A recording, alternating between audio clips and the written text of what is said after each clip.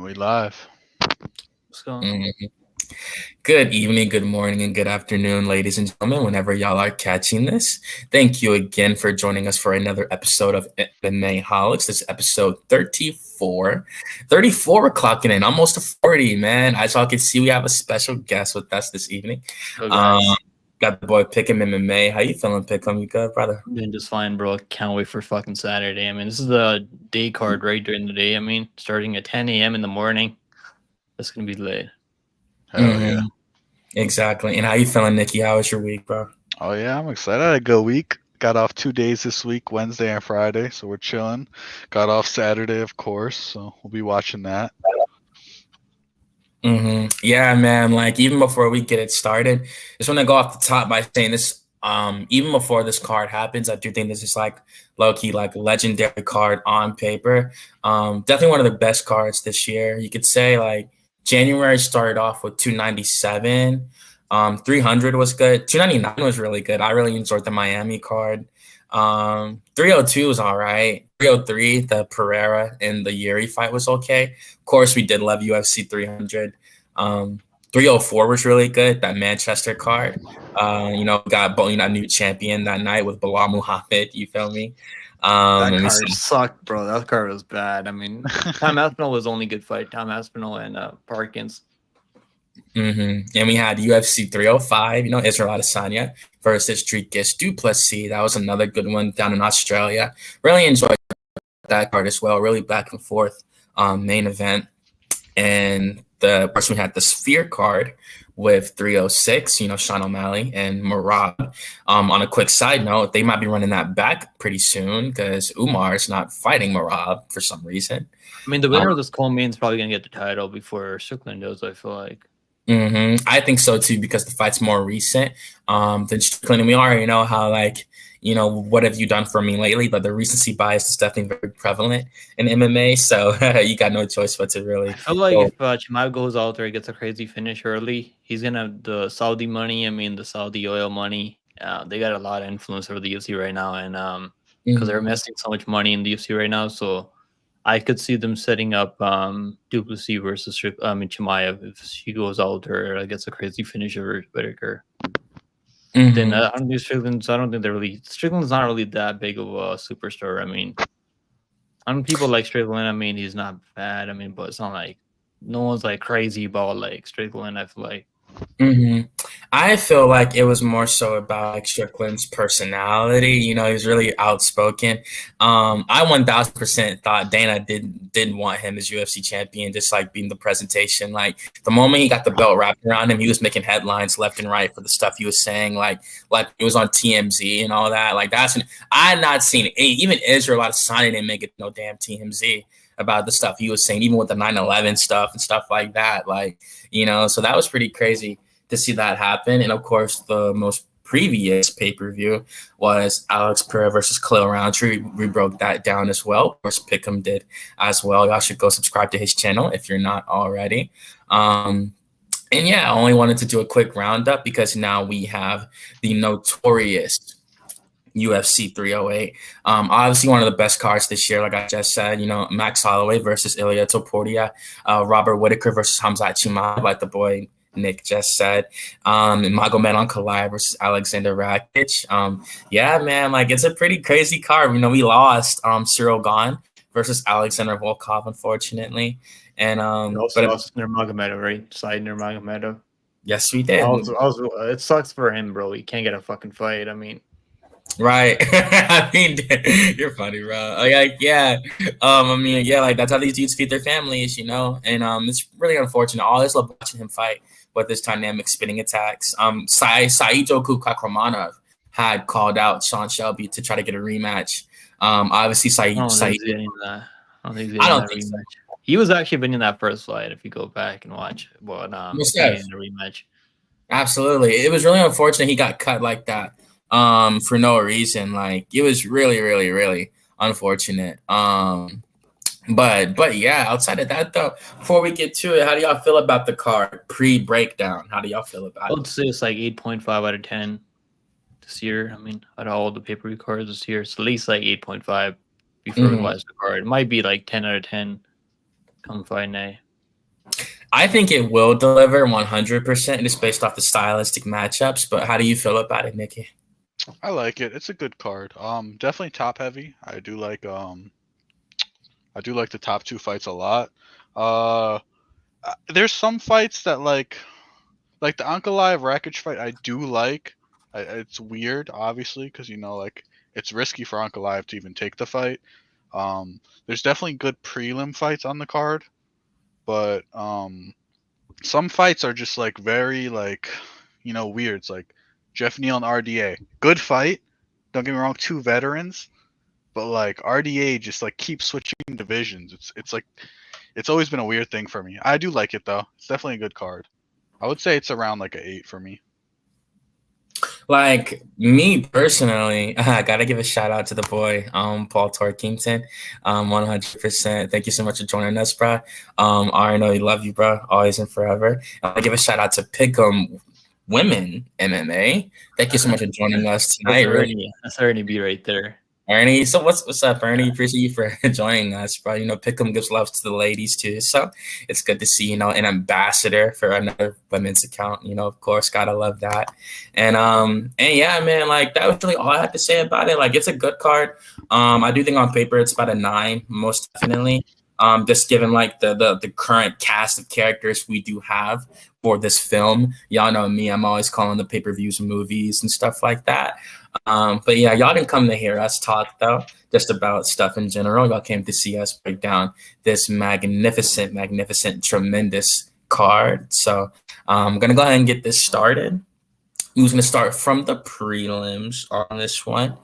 Yeah, man. So the first fight of the night, we got Renat Fakhretdinov versus Carlos Leal. Now we do know that the Carlos Leal guy, the former LFA welterweight champion, he's taking this on short notice. To go 5 rounds on the regional scene is already a good sign for a fighter taking this on short notice. That shows that more than likely most of his training rounds and things of that nature are going to be 5 rounds. Now, I'm not going to lie. Obviously, is he the welterweight champion, Leo? Nah, he was. Champion, right? He was a long time ago. Okay, previously. Yeah, back in 2021, he defeated Uran Carlos. On July 18th, 2021 to claim the welterweight title. It was a Grand Prix, so it was really cool for him to win a tournament and take home LFA gold. But in terms of his career, he has 10 wins via KO, never been knocked out. He has 2 wins via submission and 7 via decision. So pretty well-rounded fighter, pretty devastating striker. You could definitely say that. Like I said, he has never been KO'd. So this guy most definitely has a chin. Having 26 fights in a professional career and never being knocked out is most definitely a pretty good feat to accomplish. Sadibou C apparently is his kryptonite. He lost to him twice in the PFL. And Sadibou C is a pretty older fighter. So, I think C's a good fighter, you could say, but I definitely think he definitely should have won the rematch. You feel me? It was a split decision. Not saying on the cards he should have won it, but he should have learned from the first fight and came out and won the second. And but yeah, like I said, he has a decent career. Like I said, he has 10 wins via KO, 2 by sub, 7 by decision. He's taking this on short notice. Renat Fakhretdinov was supposed to fight Nursultan Ruziboev originally. That was a way taller opponent. This guy's only 5'11" with a 72-inch reach. And talking about his opponent, the guy that's been here for a little bit, Renat Fakhretdinov, coming in -260 favorite in this matchup.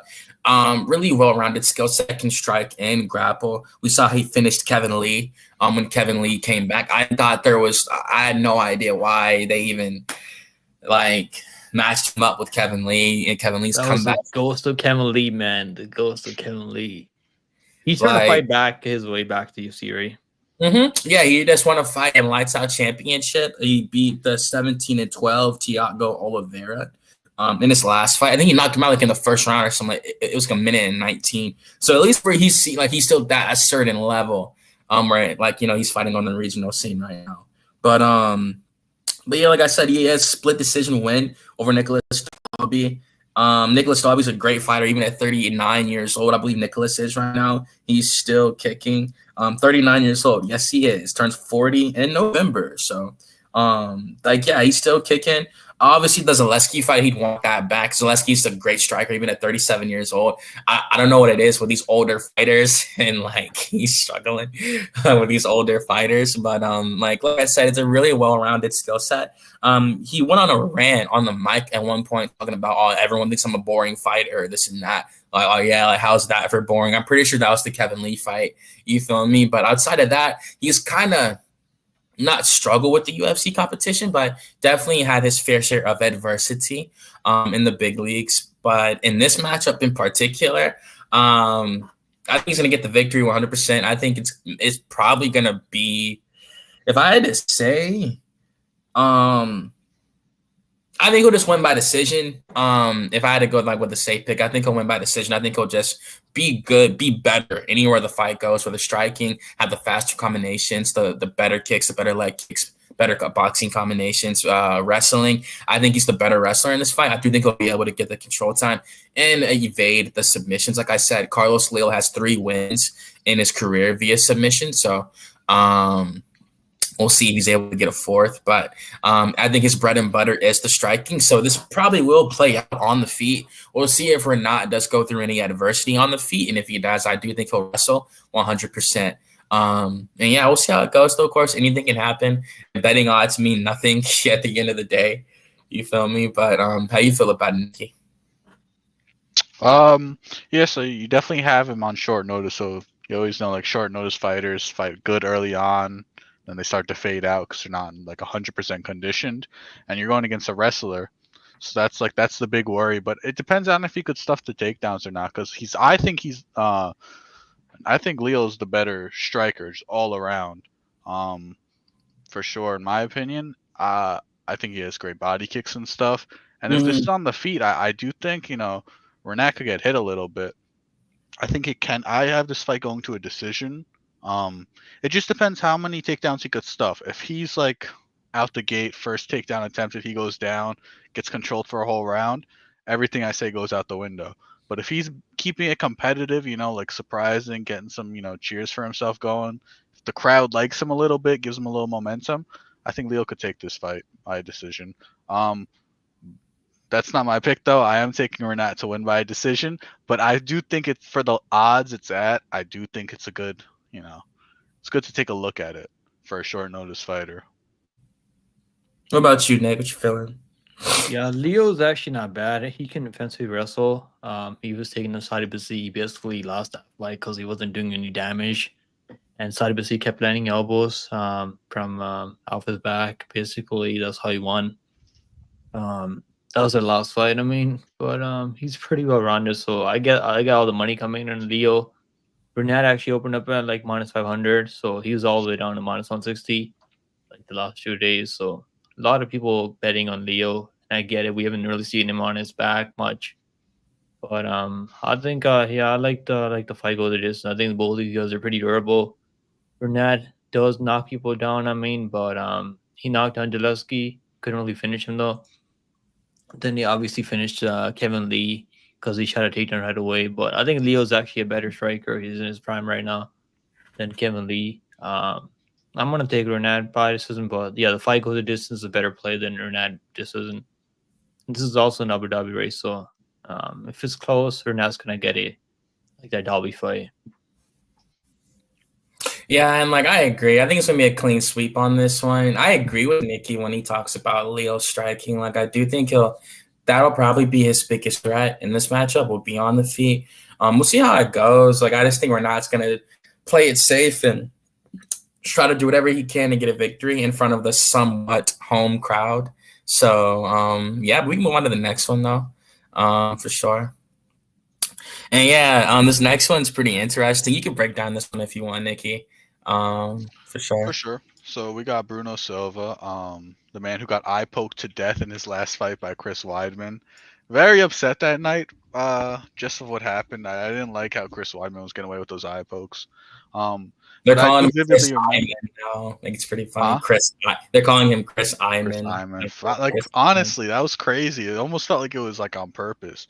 And I don't remember if that was. I think that was before the new gloves. But yeah, it was crazy that night. But I remember vividly. Bruno was killing that leg. He was demolishing his legs in that fight. And Bruno's a good fighter. Like, all his losses, there's a lot of fighters when they have these losses on their records, and people just like to be like, oh, that's 7 losses, that's 5 losses. But when it's coming to really good competition, I kind of give them a break because they're going to come back to lesser competition at a certain point. And I mean, Silva was knocking dudes out left and right, you know, before his big move up in competition. I mean, if you look at it, you look at his fights, like, he has these 5 losses, but, you know, Shara Bullet, Brandon Allen, Mishra, and Alex Pereira. I mean, that's a big step up from what he was getting before. I like him in this fight. I think he can get back on that win streak again. This is a cool one for him. I think he could maybe get a knockout in this one. That's my prediction. It's going to be a lot of money there because he hasn't done it in a while. Yeah, how you feeling, Beckham? Yeah, I'm picking Silva just because he's fought the better opposition. Nerdiev is okay. I mean, he's not bad. He's probably going to be the better technical striker. He throws leg kicks, body kicks, nice knees in the clinch. Yeah, I feel like he's a bit of a glass cannon, though. This is the second time in UFC now. He fought Brady. That's the only guy that's still in fighting, doing pretty well in the UFC that he lost to. Other guy that he lost to, I don't know where he's at anymore. But yeah, I'm gonna go with Silva just because. But yeah, he's kind of inconsistent though, so you can't really trust him that much either. But yeah, this is one of the better matchups for him. And I picked him over, bet him over, what's his name, Tavares, and he actually went out there and knocked him out. So if he hurts Nerdiev, I think he's gonna get him out of there. So I think he's gonna have a chance to counter Nerdiev because Nerdiev does kind of come in recklessly at times. I like the under. I think the under 2.5 rounds is pretty solid. The way Nerdiev and Silva fight, but yeah, I like the Silva KO. He's never won by decision before, so. This goes longer. I think Nerdy is probably going to win on the scorecards. What's going on, Luis? Let's go, Luis. What's up, Luis? Thanks so much for joining us, bro. That's 4 picks on the Silva side, counting me and Luis, of course. I was going to go with Bruno as well. I think he can get a finish in this matchup. Preferably probably like a second round knockout, something like that. I think he'll be really aggressive in this matchup. He knows that he's fighting for this job this time around. I think really playing it slow will be to his detriment and let the fight really slip away from him. I do think he'll take a rather aggressive approach in this matchup and really come through and try to get a KO. And yeah, man, like that's just the power that that's the power of the UFC. You know, when you get in here, you really start to fight these guys from like the best parts of the world and stuff. Like it's probably a psychological thing too. You know, when you're like, oh man, I got these gloves on now, and just like these guys don't fold. Like how they do on the regional scene and stuff. So, yeah, but I got Silva though. I think we'll come through and get a victory in this one. And yeah, this is one of the better matchups career, he's had, right? Like he's fought Weidman, who's a former champion. He's fought Poatan. He's fought Brandon Allen, who's a top 10 guy now. He's fought who else did he fight? I mean, Tavares, GM3. I mean, GM3 is a pretty good dude. If you can't get him out of there early, he's gonna just fucking come back and win. So like all these guys that he's losing to, I mean, they're pretty solid. And plus 155, I mean, I don't think that's a bad pick. I want plus 155. A guy that's fought in the UFC for like over 9 fights now. Nerdy, if Nerdy was running through all these guys in Brave CF, I'd be like, okay, this guy's actually pretty legit. He's actually like, you guys remember when who was it? When Billy Corntillo fought that other dude, what's his name? That fought Topuria also. I can't remember his name right now. He's fighting next week. You know what I'm talking about? Is it Yusuf Zalal? Yeah, Yusuf Zalal. Like Yusuf Zalal got cut, or he went on a run in regional MMA. Then he came back and looked really good. So it's like Nerdy was actually like he's been getting finished. I mean, outside the UFC. So it's not like he's going out there losing really close fights. And I mean, he's fighting pretty good opposition outside the UFC, so can't hate on it too much. Yeah, I'm gonna go with Silva. I just think Silva has some upside here at this number. Yeah, like I agree, man. Like, and even then, like with Silva, I think hopefully he can get back on the horse. I do think he can.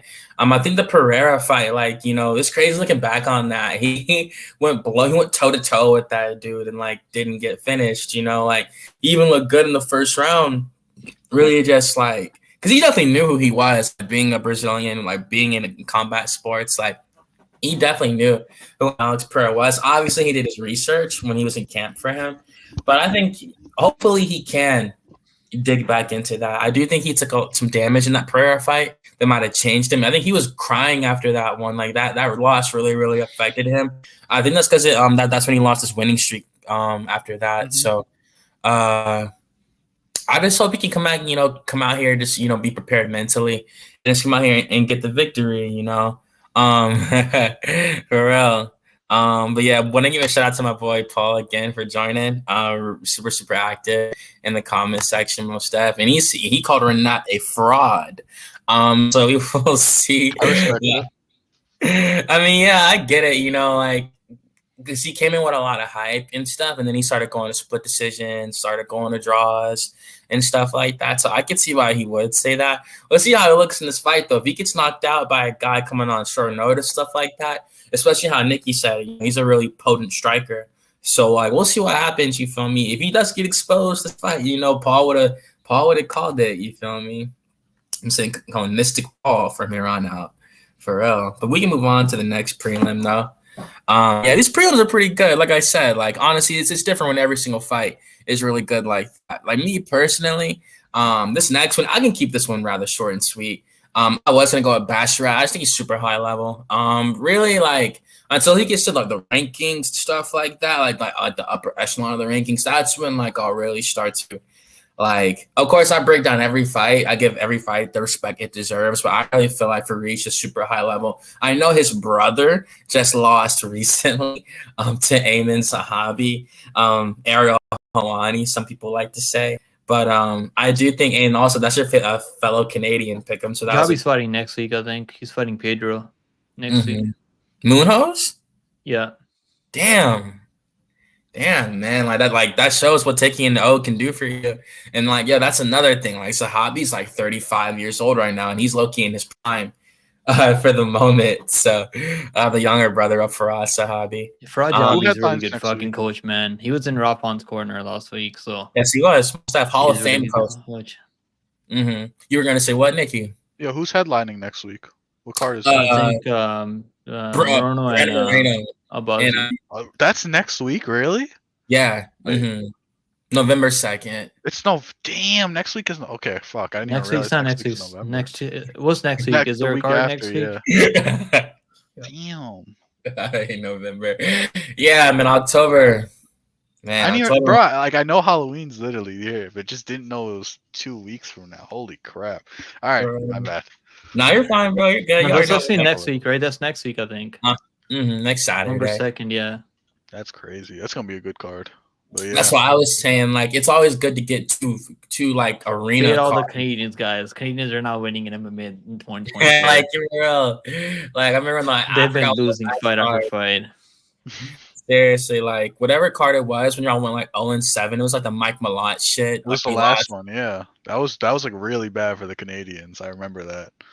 All the guys got fucking fraud checked by Neil Magny. Yo, speaking of Neil Magny, like real quick, he's gonna get fucked up by Prates. Yeah. Carlo Prates, God.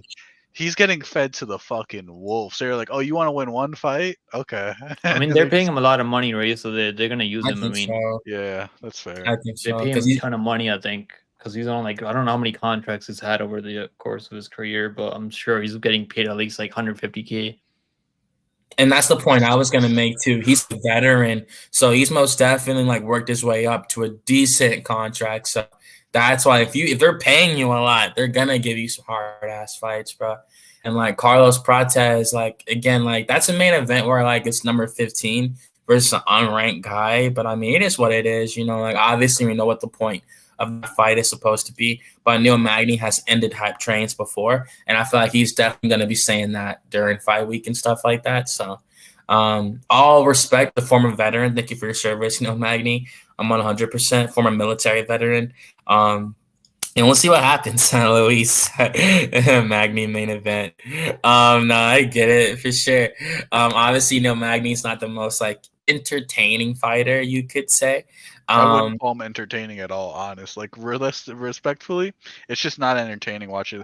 Everything he throws is like no power to it. It's not like he has like some crazy wrestling. Like he's a good fighter. Don't get me wrong. He got to where he got, but just everything he does doesn't look like it's gonna finish anybody. You know. Even when he was grounding and pounding in that last fight, it's like, what the fuck? Is this gonna end? Like, punch him harder or something? I don't know. He was throwing the weakest ground and pound I ever seen. Right, and the thing is, even before we get back to this, the last thing I was gonna say about him is that I don't know how old Neil. That's the main win, right? I almost forgot that. It is. Hell yeah, it is. Most definitely, it is. I just think past the first 2 rounds. I feel like it's gonna be under 2.5 rounds. I'll say this though, if he does survive like that flurry, we'll see, man. He could drown that dude, man. No, there's no flurries in Practice, man. Practice is a fucking technician. Practice doesn't just go for blitzes, right? He's actually trying to pop the jab out there. Everything's set up. Right. Practice. He doesn't use a lot of energy either. Yes, he takes his time and to walk you down, break you with the straight left. His straight left is a fucking laser beam. Yeah, it's a piston, most definitely. I don't know. Li Jingliang has a good chin on him. I mean, Li Jingliang is actually really durable. He did knock out the leech. You're right. He fucked up Li Jingliang was crazy. Come on, bro. No, you're right. No, you're right for sure. We're gonna see how it goes. I just think with Neil's veteran experience, he's gonna try to make something shake in that fight, but obviously he has to take the damage to get there. I want to give a shout out to Eben. He was in here the last time I did a breakdown. It was me by myself. He was just here, just chopping it up with me. Really appreciate you sliding through again, man, most definitely. And like I said, for this one, I'm not going to be, it's really funny I said that. We talk about Magni and stuff. But I got a free bash rap via decision. How y'all feeling? I'm going Freed also. I think he's going to win. Yeah, there's a likelihood he can find a submission later if Hugo gets kind of tired. But I'm going to go with Freed. I think he's going to go out there and win 30-27. Yeah, how you feeling, Nicky? Oh, I'm a big basher. I like both the bashrats a lot. I think if they stand up, obviously it's a close fight, but there's too much of a gap in the grappling, and I have Fareed winning this one by a decision. He's a decision man. You always take Fareed with the decisions until he starts, getting some finishes. I think it would you take Fareed by decision every time. And yeah, I can see why you would say that. Both of them are pretty good locks for decisions. Not saying they're boring or anything. It doesn't have to be that they're boring or that they can't finish the fight. It's just the way they fight. They go to a decision. They're not gonna lose position trying to chase a submission. They'll ride out the round and take their points, and it's smart. So I got Fareed winning this one. And we can move up the card, y'all. These prelims only get better and better literally as we climb. Yeah, they got this fight here. I think, is this the only heavyweight matchup on the card? Yeah. I think it is. Yeah, that's crazy. Damn. And there's not a single female fight on the card, bro. They were not fucking around. There's no ring girls either. I mean, no way. No, there's no ring girls in Saudi Arabia. That's great. Or Abu Dhabi. I mean, you think they have a contract signed that they just won't have female fights? You just don't. Has there been a female fight in the past? There has been for PFO. I mean, I've seen one for PFO, for not in the UFC though. Maybe. I don't think they've had one. No, I think they had one in Abu Dhabi before. It was Ginu Frey versus Dudakova. Okay, and that's the last one that I can remember. It'd be crazy if there was just something in the contract saying yeah, you're gonna come 3 times a year and you're gonna have no women's MMA fights. That would be fucking insane. I understand why they don't have the ring girls though, because ring girls wear practically no clothes, and it's they can probably have ring girls with burqas on. I was gonna say that. They don't wear a burqa. I mean, what's the point though? I was gonna say that. I get it's the Middle East and stuff, and they're gonna have burqas on. That's what the women over there wear. You feel me? And I get that. I've actually seen those a lot in Atlanta. Obviously, Atlanta has the world's busiest airport, so we always have a lot of people coming through Hartsfield Jackson and stuff like that. And if you still in a decent part of the inner city, you always want to see a melting pot. And I've seen so many burqas. It's I always be Like, it's, you know, I'm always curious about different cultures, stuff like that. That's all I'm gonna say. Like, it's always kind of fascinating to me when they're dressed like that, you know. But I think it's funny how Nick's Korean girls. That's crazy though. I think there's some truth to what Nicky said. I think because they're probably walking around a little bit half naked. That like Yeah, bro, these girls like let's be realistic. They're wearing 2 sizes smaller on their fucking ring clothes, bro. Like the only time you've ever seen them not wearing that was at 306 when they're wearing the culture clothes. And I mean, like they were still like super like, you know, it was like an appealing outfit, you know what I mean? It was like catered to like someone wanting to like look attractive. I don't know. I'm not trying to like sound offensive if I was to, you know, Muslim women, but yeah, no, yeah, you know, I'm not trying to be offensive and say they're not attractive. It's just it's not appealing, I would say, you know. No, I mean, like the UFC's, it's entertainment at the end of the day. Like they know what it's like, yo, it's just like what Luis just literally said right here, bro. They know what they're going for, bro. They know what they're doing, bro. They know exactly what they're trying to do, bro. But yeah, breaking down the fight though. You can take this one, Nicky. If you, I mean, not Nicky, Nick, if you want. My bad. Go ahead, pick him.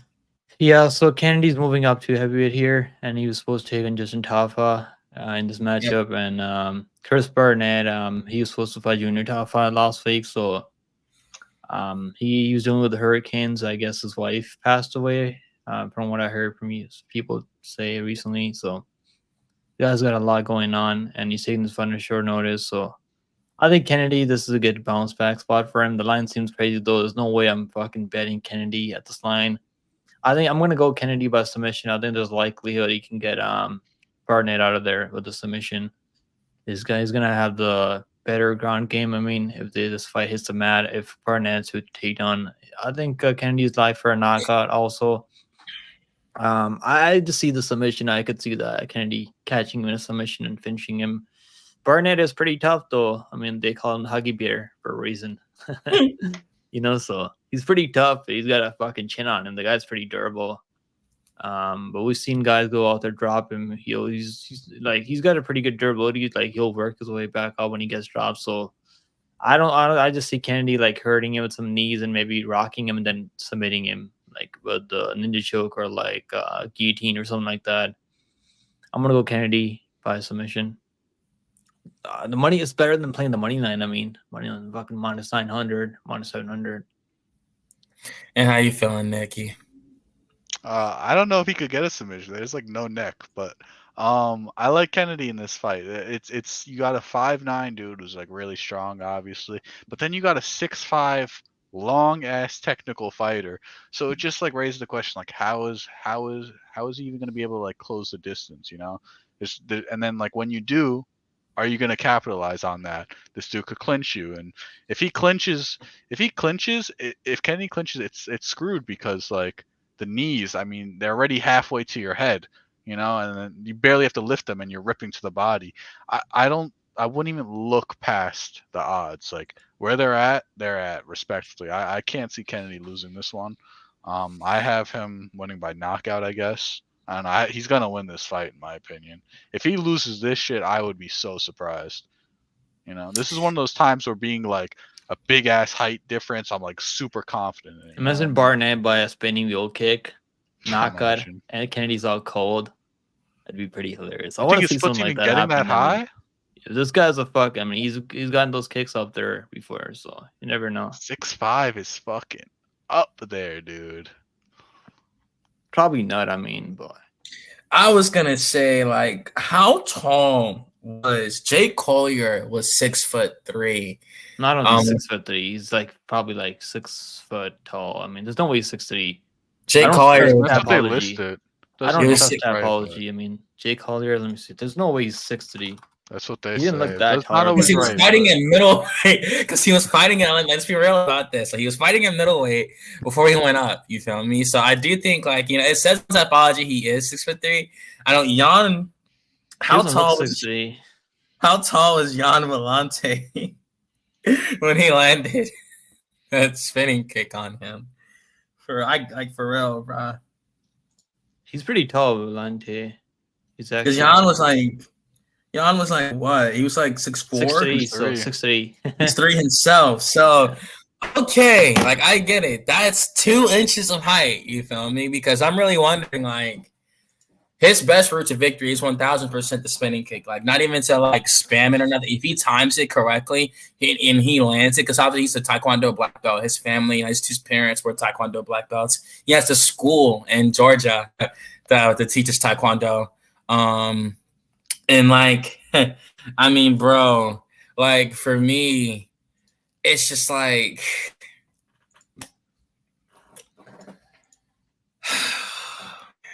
Because all right, so even talking about the fight, like I just said, you feel me? That's his best route to victory. Like in terms of the combinations with his hands and stuff like that, he has a really, really minuscule reach discrepancy. Like the reach discrepancy is like it's awful. You feel me? And like really trying to close the distance and get inside. Like he's gonna be delivering body shots to Kennedy, trying to land like punches to the head. You know, like 5'9" or 6'5". Like if you're looking up at that dude, if he like we'll see it at the weigh-ins. Or whatever in a couple days. I think the weigh-ins be on Fridays. Yeah, early in the morning.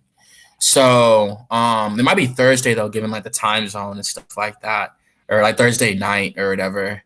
But either way, first and foremost, Kennedy has to look good at heavyweight. Hopefully he's not sloppy or anything like that, trying to put on the extra weight. We saw how long it took John Jones to put on muscle or to put on the weight to go up to heavyweight. And now he's finally starting to put on real muscle with the heavyweight mass. Now we've seen John Jones on his social media and stuff like that.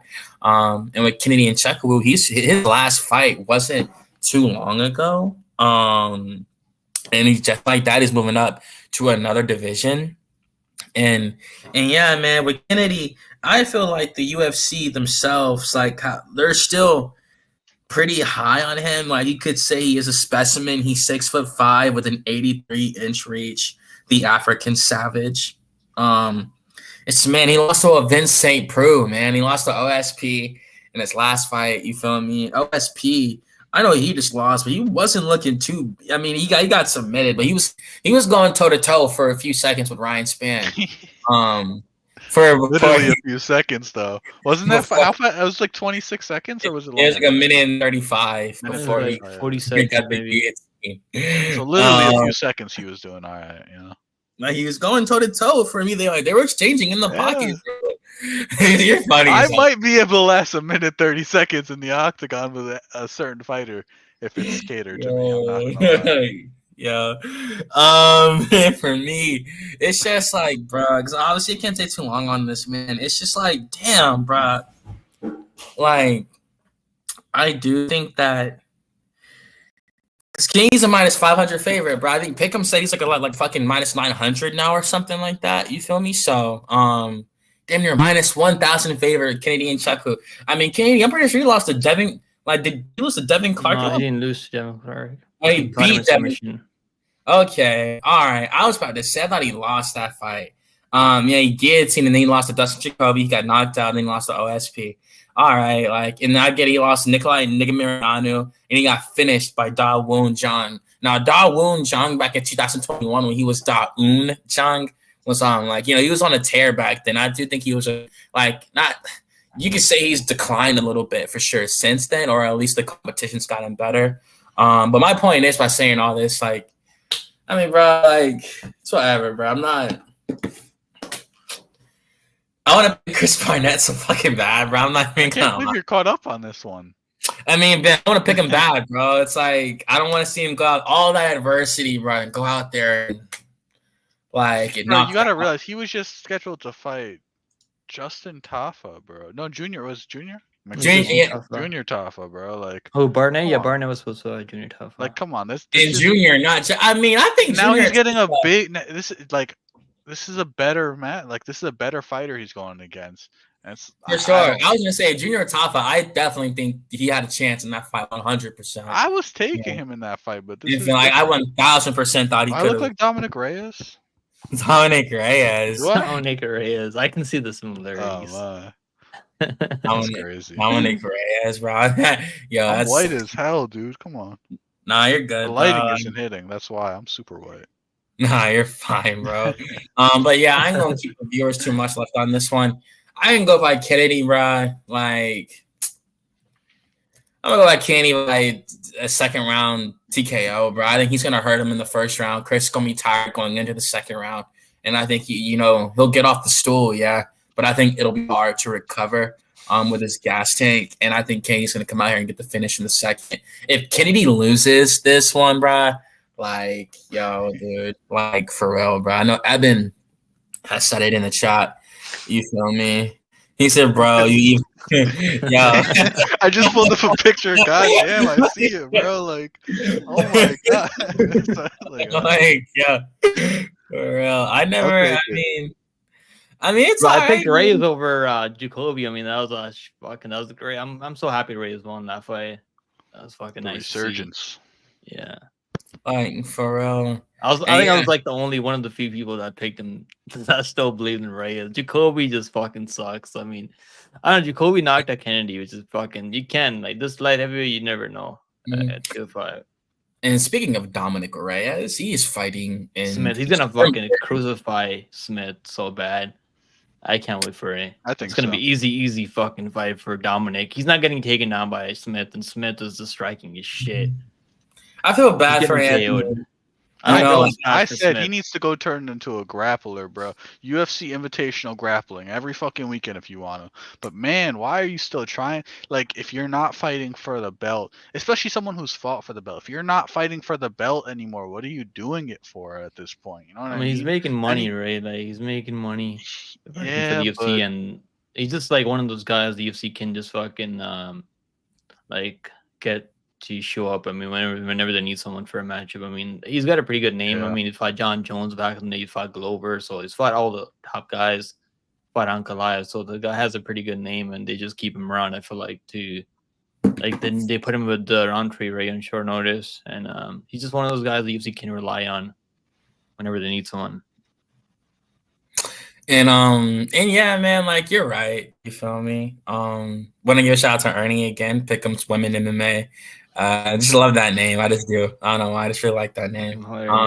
We said the same thing, like when we were breaking down his fight. Like, Ovin's, like, he's still a good fighter. He still has all that skill set. He's just older now. But there was still a chance he won that fight. You know, if he was able to get him down. Let's believe it.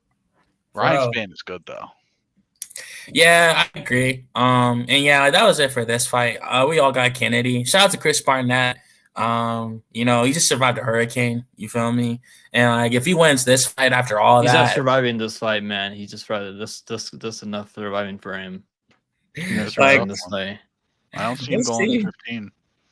Let's see.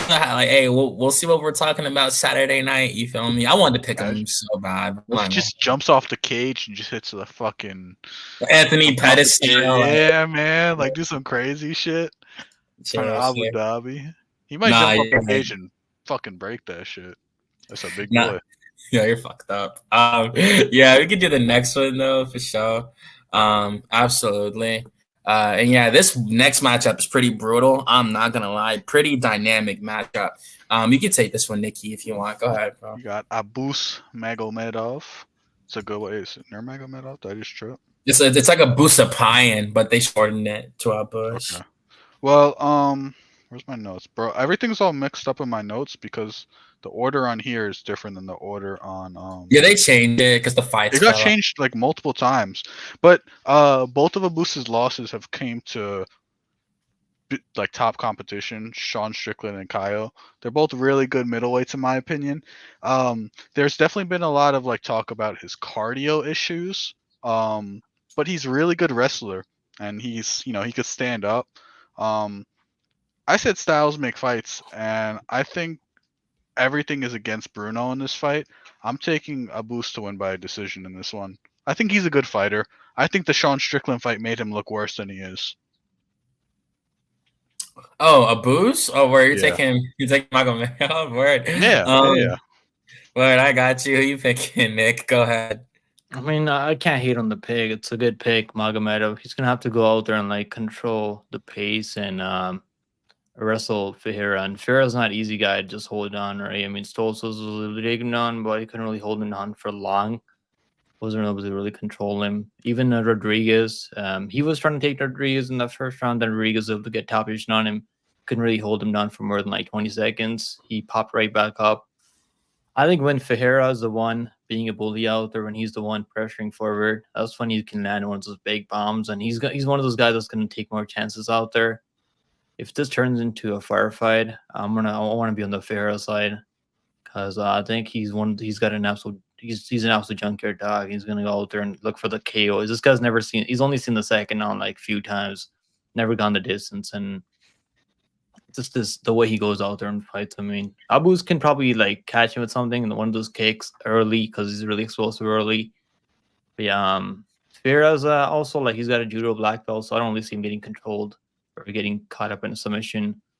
And on the feet, I think he's gonna swing. He's got power. He's really stocky at 185, and I think he can hurt Magomedov. So I'm gonna go with Ferreira by KO, but definitely not a crazy pick if you're going with Magomedov here.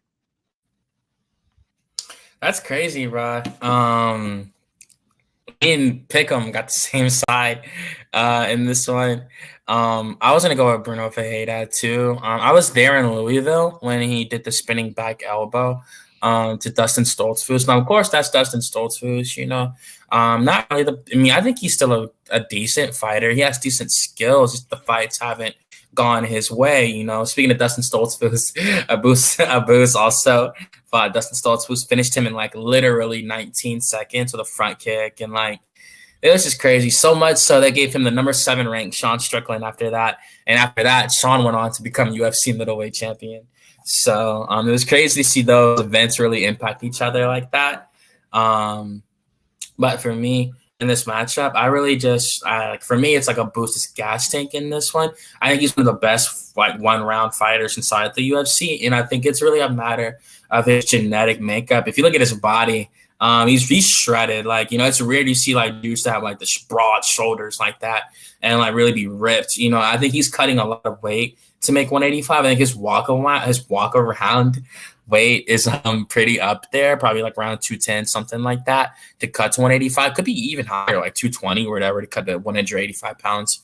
He just seems like a really, really big guy, and I do think it is the gassing out. The gas tank does get affected by the weight cut. I do believe that. And I think with Bruno Ferreira, he's kind of undersized for middleweight, you could definitely say.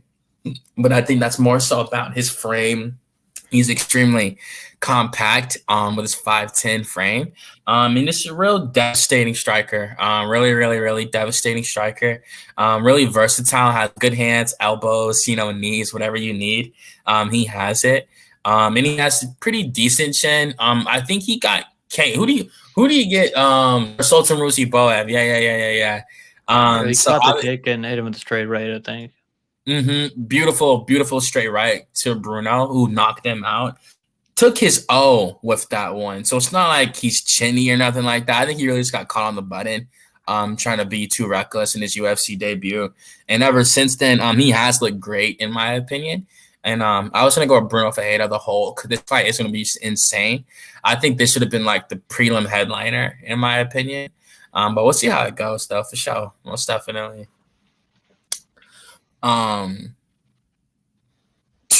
And like, yeah, bro, even as we get to like these next few prelims, bro, it's crazy we're not even on like the pay-per-view yet. Right? Like, even with this next one, Mick Beck oral buy, I could take this next one. Yeah, man. So oral buy has a pretty hardcore fan base across social media. This guy's pretty popular, from what I've seen amongst the hardcores. Really a wrestler at heart, in my opinion, but he will strike. The only losses that's ever occurred in his career was to Khalid Saduev, who's really good. He's still undefeated himself. So I really want to see if the UFC's going to pick him up one day. He's 13-0. He was scheduled to fight on August 16th in ACA, but it got canceled, unfortunately. I do think that the dude that beat Mick Beck is really, really good. But of course, talking about Oralby, coming off a win over Elvis Brenner. Before that, submitted Widows Medic. Before that, submitted Hayward Charles in LFA. He's 18-14, so you can't really take too much away from that. But in terms of his skill set, though, like I said, he does like to grapple, but he will strike. He has 6 wins via KO, 5 via submission, and 2 via decision. So a really aggressive fighter, always going for a knockout or a submission victory. And 26 years old, 5'10" with a 74-inch reach in the lightweight division. So super duper young, has a lot of room to grow. Coming out of Kyrgyzstan, I think this dude has a lot of potential to achieve something great. And I think, you know, as time goes on, I do think he'll continue to grow a hardcore fan base, and it'll only be a matter of time until he's like a top 10 guy, especially in the lightweight division. And that's when it's really going to get lit, because it's going to be more people like him up in the lightweight division and stuff like that. And he's still super young, so he has a lot of time to make something happen. And he's fighting Mateusz Rebecki, the only other Mateusz other than Mateusz Gamrot. It's pretty funny. They're both lightweights. Is it Rebecki or is it Rebecki? I thought it was Rebecki.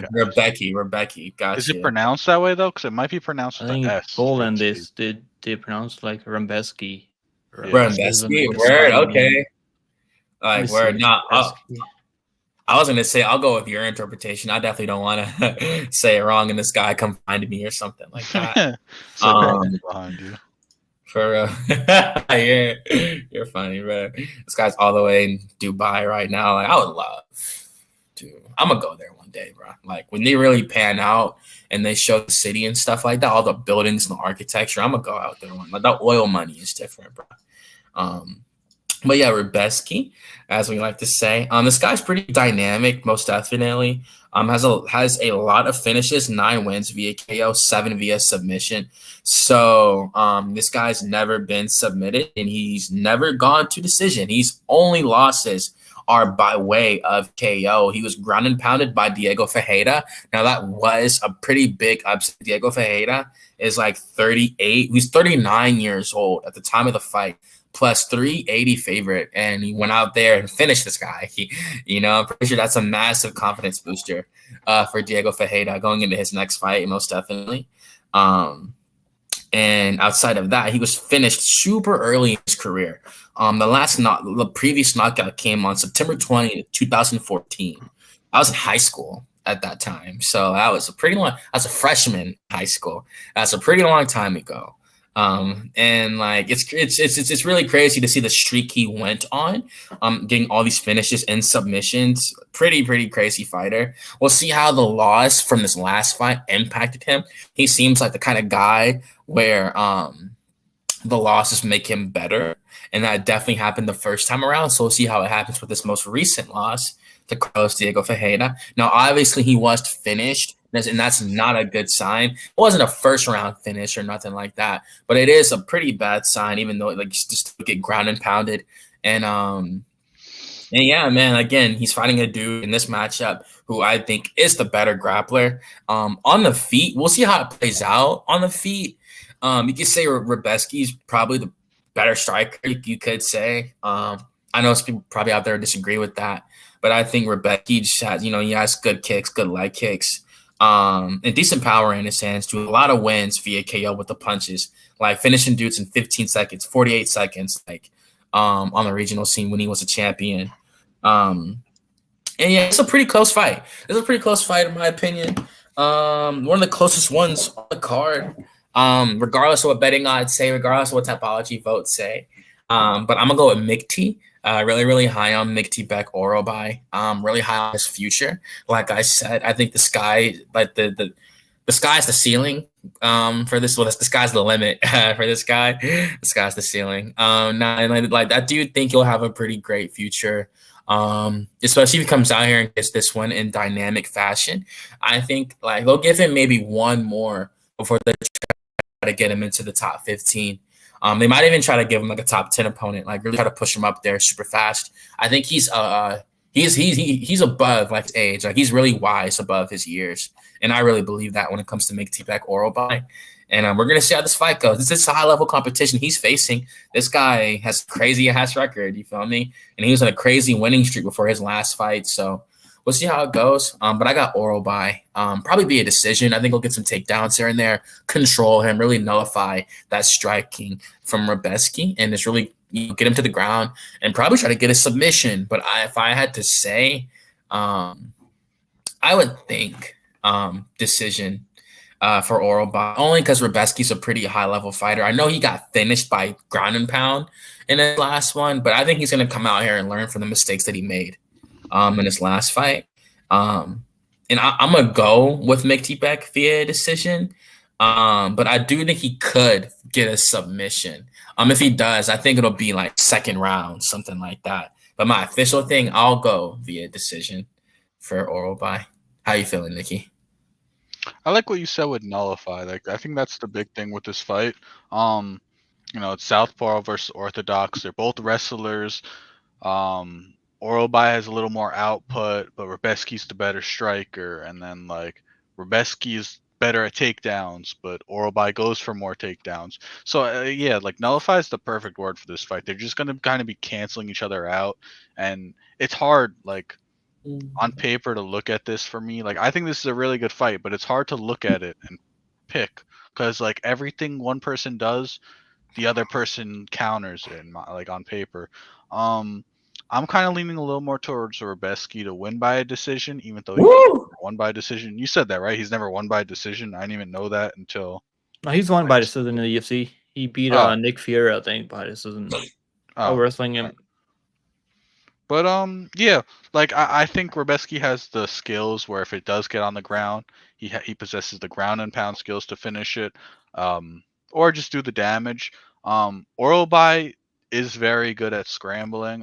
In the Brenner fight, he controlled the top a lot in that one. Brenner didn't look that good to me in that fight. I don't know if he got hurt early on or something, but he was just like so like backed up in that fight is the best way to explain it. Anytime he had control, Orlby ended up getting back up or ending up on top. I think Orlby ended 2 rounds. I think it was the first and the second on top in that fight. So I like I said, they counter each other out. I think this is going to be a good fight between 2 wrestlers. I'm going to go with Rebeski just because, he's the underdog in this one. I'll take him, I guess. It's not a big deal if I'm wrong. So I'll take Rebeski to win by a decision, I guess. And how you feeling, Pick? I'm gonna go with the Orlby just because I like the momentum, and he's got pretty good gas tank. We could probably see Rebeski getting takedowns on him early. I feel like it's gonna be competitive. It's gonna be close. Rebeski has nice leg kicks, so he might try to stay on the outside and chop his legs away. But I think Orlby is gonna get those takedowns, level change, control him for some time. I like the overs. I think this fight's gonna go the distance. They're both have some finishing upside, so I think they both are durable enough. So I don't think Orlby maybe can catch him in a submission, but it's unlikely. Rebeski has high level BJ. Yeah, I like this one. The over 2.5 rounds. It's minus 125. It's not bad. I was hoping we are gonna get 1.5 rounds plus money on this fight when I did my breakdown like last week before the odds came out. I mean. Well, yeah, the books are onto it. I guess people are onto it. I think Orlby is going to win 28-28. He's going to lose the first round, I feel like. Rebeski is going to be able to maybe land more damage early when he's fresh. But we've seen Rebeski go out there. He's been finished 2 times now. So there's definitely some durability issues in that Rebeski side.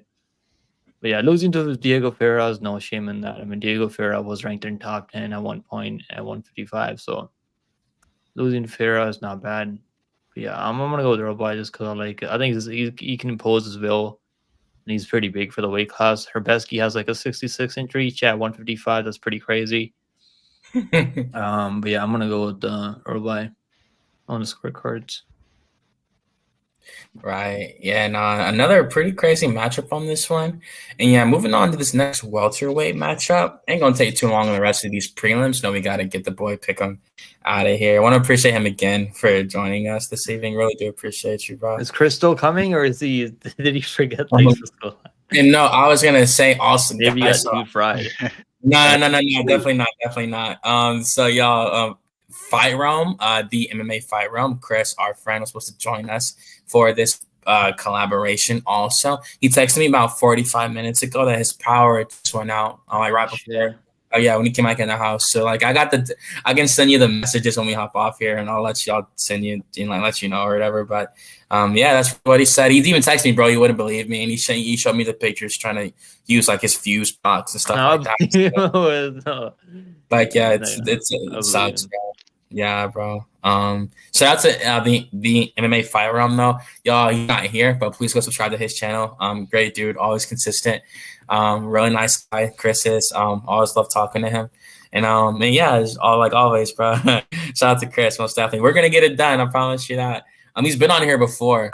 But we're gonna get it done, most definitely, 100%. And yeah, bro, going to this next one. Ain't gotta spend too much on this one. Only thing I didn't want to say though, I think Nicky I said it on camera about RDA and like the situation going up and down in weight and stuff like that. I just feel like, man, like as I'm watching Embedded and stuff like that, he moved to Texas. He moved to Texas, living in California, moved back to Brazil, and then in Embedded he was in Texas. From what I had seen, I think it was Houston.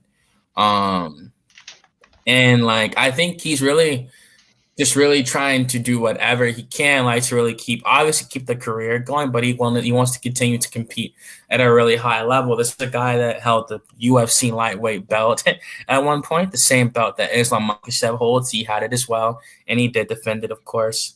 He was a whole different person, bro. He's like he was a monster when RDA was 30. He was honestly a really, really, really great fighter. He could wrestle, he could strike. He was super dynamic, like in terms of like wrestling and how he'll mix it in with the striking. And he had a great gas tank too.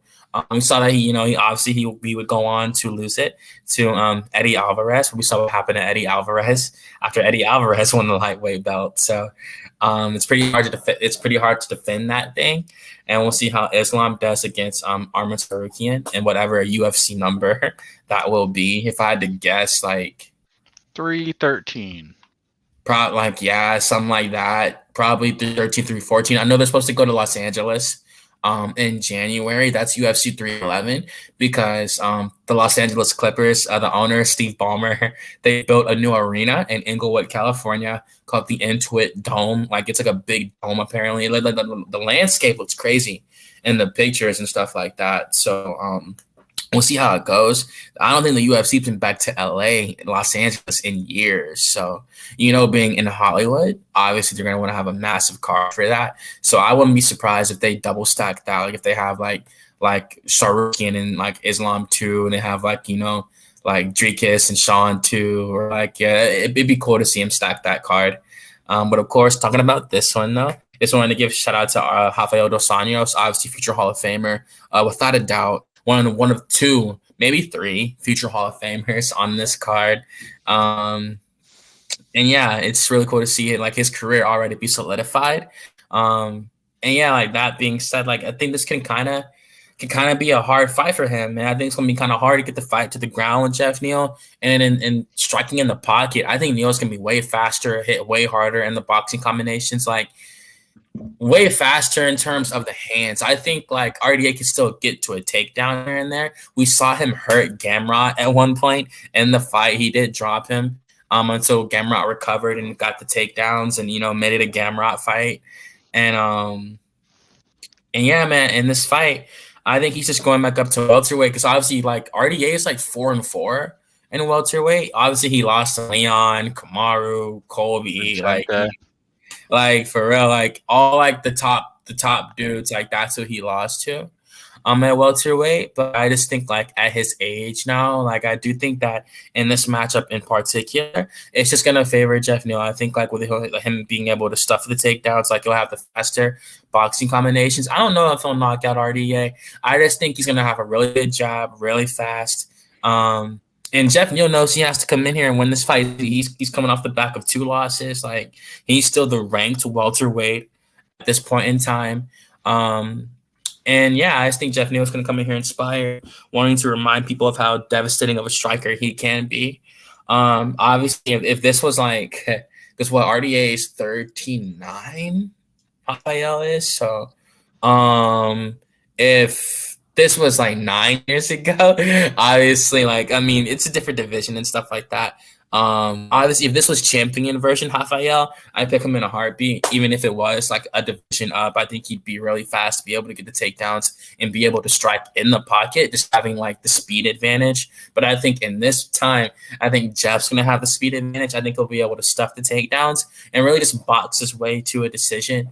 We'll see how it goes though. RDA turned back the clock for a minute versus versus Gamrot. I mean, and he won't have to cut so much weight this time around. Fighting at the welterweight division. So we'll see how it goes. But I was gonna go with Jeff Neal to get a victory over the future Hall of Famer. I was gonna go via decision. I still think Rafael is really tough. He got knocked out by Rafael Fassi, but he was looking good in that fight, man. Before he lost that one, it's just he wasn't the most friendly style, but he was getting the takedowns. Like, he was looking good, man. Even though he got knocked out in the 5th round, he could have won that shit, man, Rafael. So I see why he is still fighting. He still has these competitive flashes. I just think up a division with a guy who's going to be stronger, bigger, it might be kind of hard, man. So we'll see how it goes, And I got Jeff Neal via decision. And how you feeling, Nicky? Yeah, this one's pretty simple for me. Like, RDA is very well rounded. He's durable, but he's older. I think he'll be able to control the octagon in this fight. Like, he'll still walk Jeff Neal down. That's what he's best at. But Jeff Neal is just really good. He's like a very solid stand-up striker. He has a lot of power in all his punches. Yeah, I don't think Jeff Neal is going to be able to knock him out. I agree with you. RDA is very durable, but I think he'll be able to win the rounds just based off damage, based off combos. Jeff Neal could, he's backed up against the cage. He could put together a good combo. He's just a good striker all out. RDA, like, yeah, it's as simple as that. I'm not going to get too into it. Like, RDA, he's just older now, Yeah, pick him. You go, because I'm not gonna explain. Everyone knows about RDA. He's older now. I think he can get the knockout, man. I mean, he almost had Bilal Muhammad out of there with the high kick. I mean, he almost had him. Bilal was holding on for dear fucking life. Those guys have good cardio. Bilal has good cardio. I mean, even Shavkat has good cardio, and he was cracking Shavkat on the feet. Shavkat couldn't get a single takedown. And then that Gary fight, I mean, he was catching Gary with some pretty good shots on the feet. Also, Gary has a pretty good chin. I think people kind of sleep on Gary's chin just because he got dropped by Kanan Song. But yeah, RDA, I mean, he's 40 years old now. Like, his cardio's not there. He had one good moment in that Gamrot fight. Gamrot gets dropped in every fight. I mean, that's not even something crazy anymore. Like, it's not a Gamrot fight if he's not getting dropped early. I'm gonna go with Jeff Neal. I think he's gonna get a 3rd round TKO stoppage. I think he's just gonna put it on him, and I think RDA is gonna look for takedowns, and his cardio is gonna be tired. When you're tired and you're taking big shots and you're not really he could stay in there. I mean, could go the distance, but I think eventually it's going to be stopped. I'm going to go standing TKO for Jeff Neal.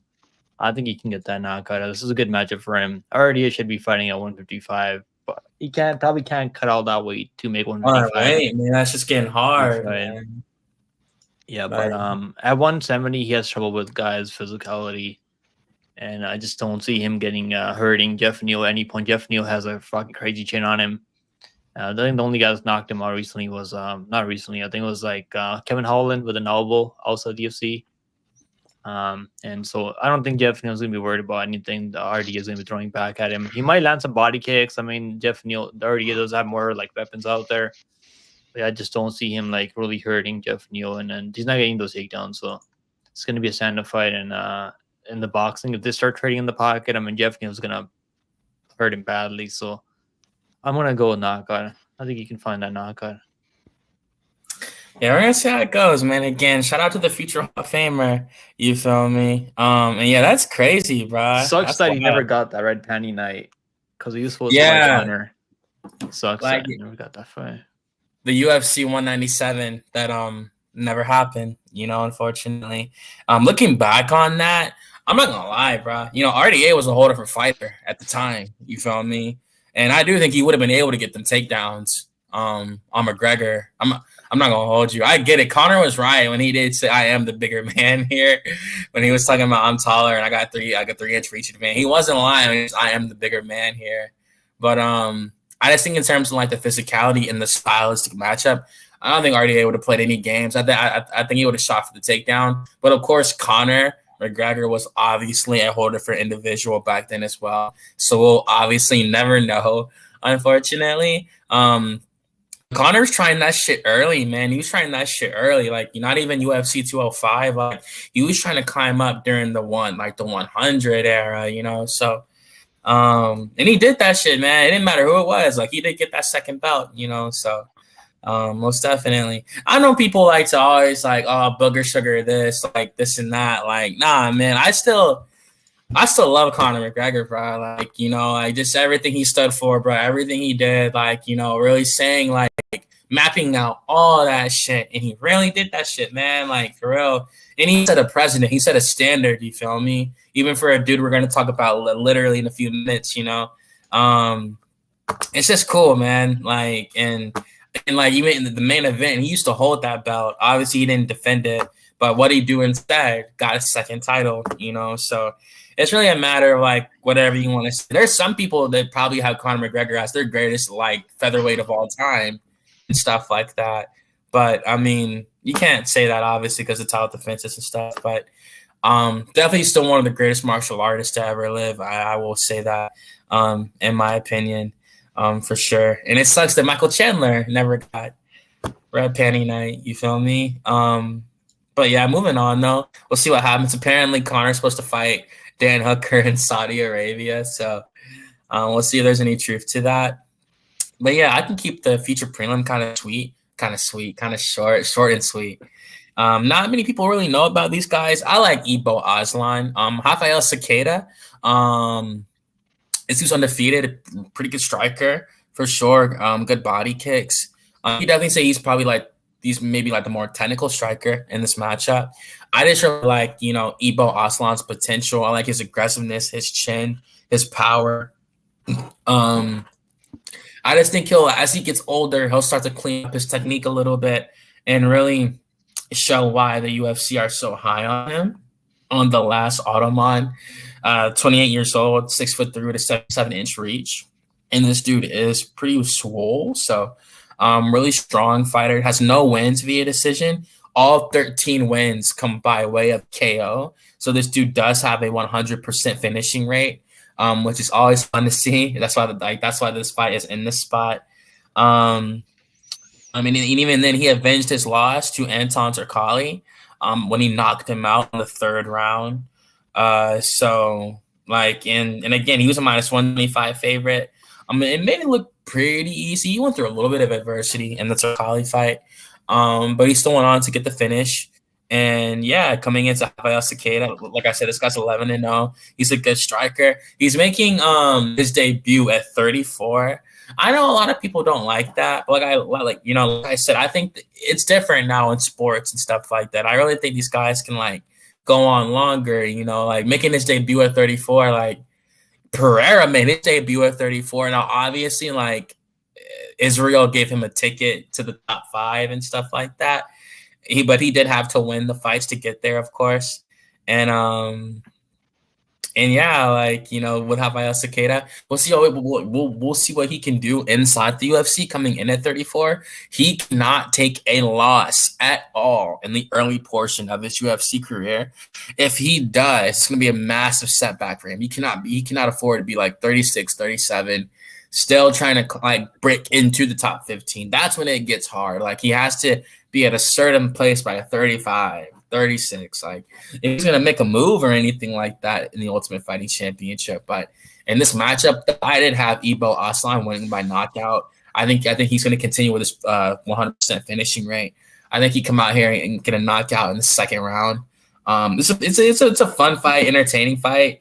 I do think anything can happen. Out of 11 wins, 8 of them come by way of KO for Rafael Cicada. So obviously this guy's a knockout artist as well. He has really good body kicks, good arm triangle in 45 seconds.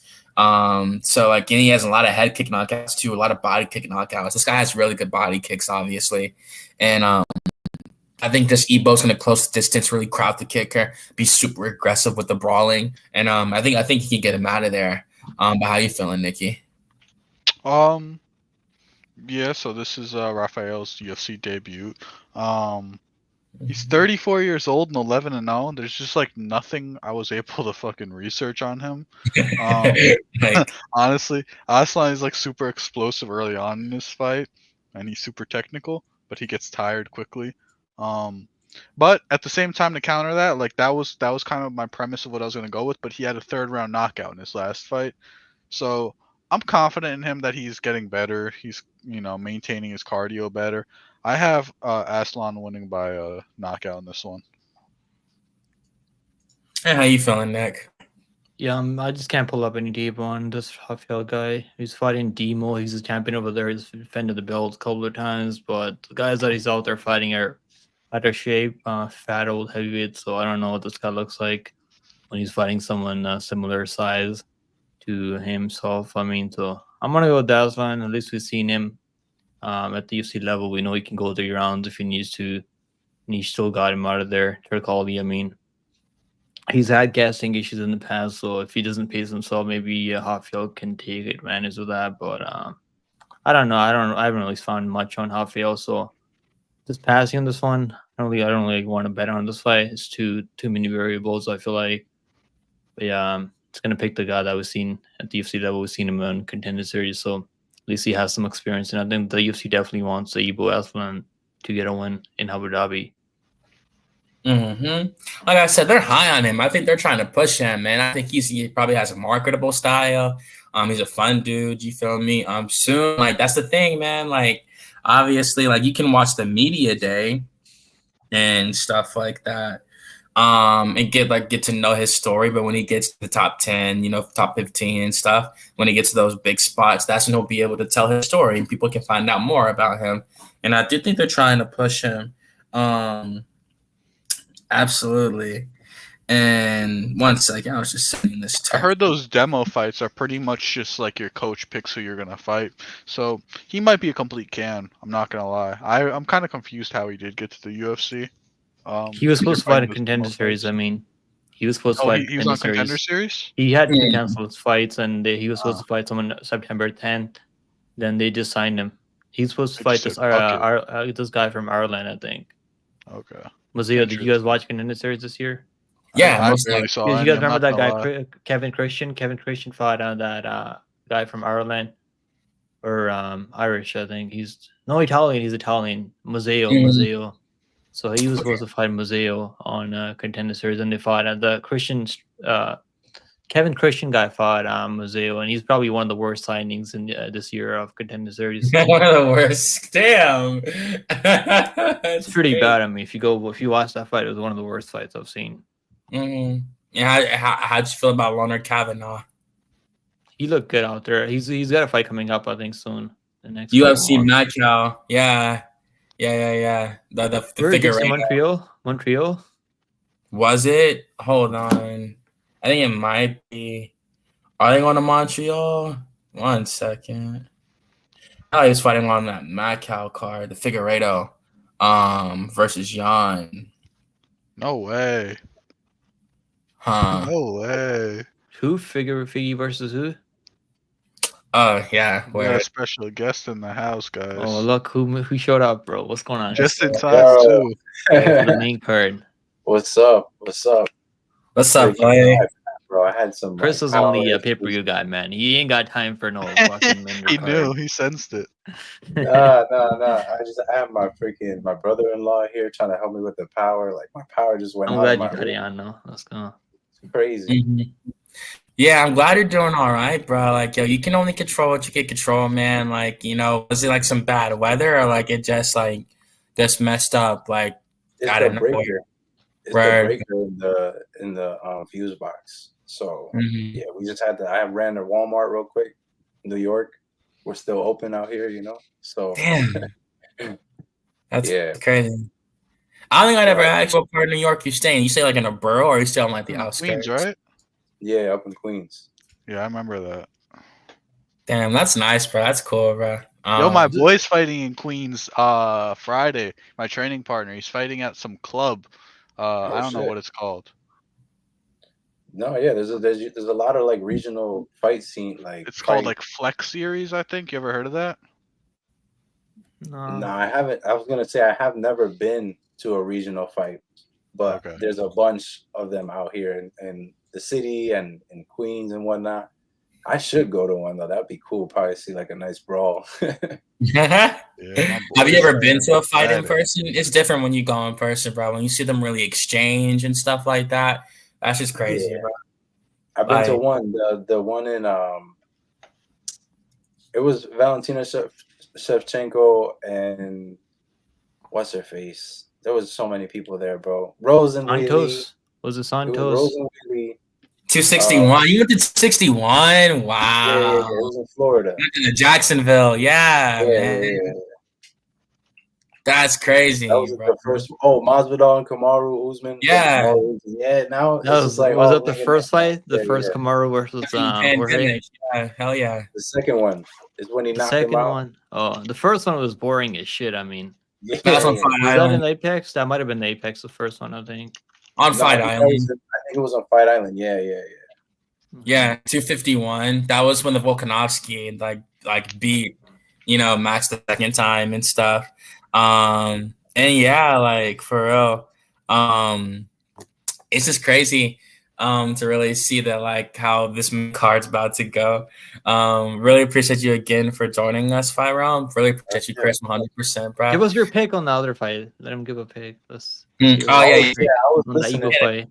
I was listening in. Yeah, I'm gonna go with Aslan as well, man. I think I was hearing a lot what Pick'em was saying. I cannot find tape on this guy. Like I found like one fight.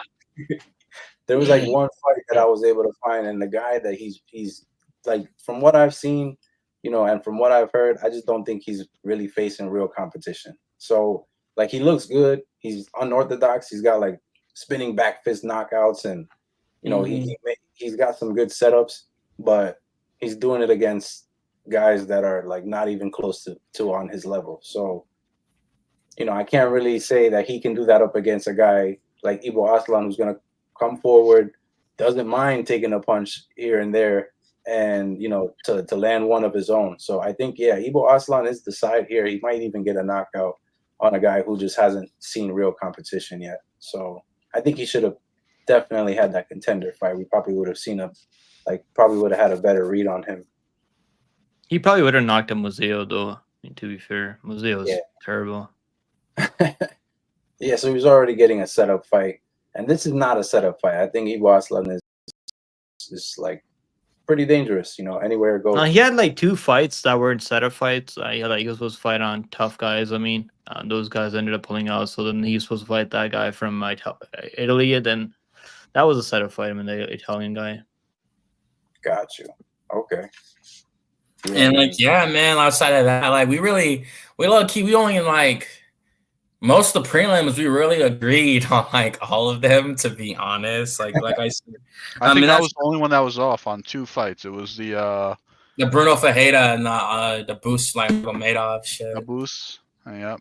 Those are the 2 I picked against on you guys. Yeah, I think you guys are perfect on your picks. You guys went with locked in. Mm-hmm. You guys went with Ferreira? Yeah, I went with Bruno. I picked Bruno, like Nicky did. Nicky picked up Boost. I picked Bruno.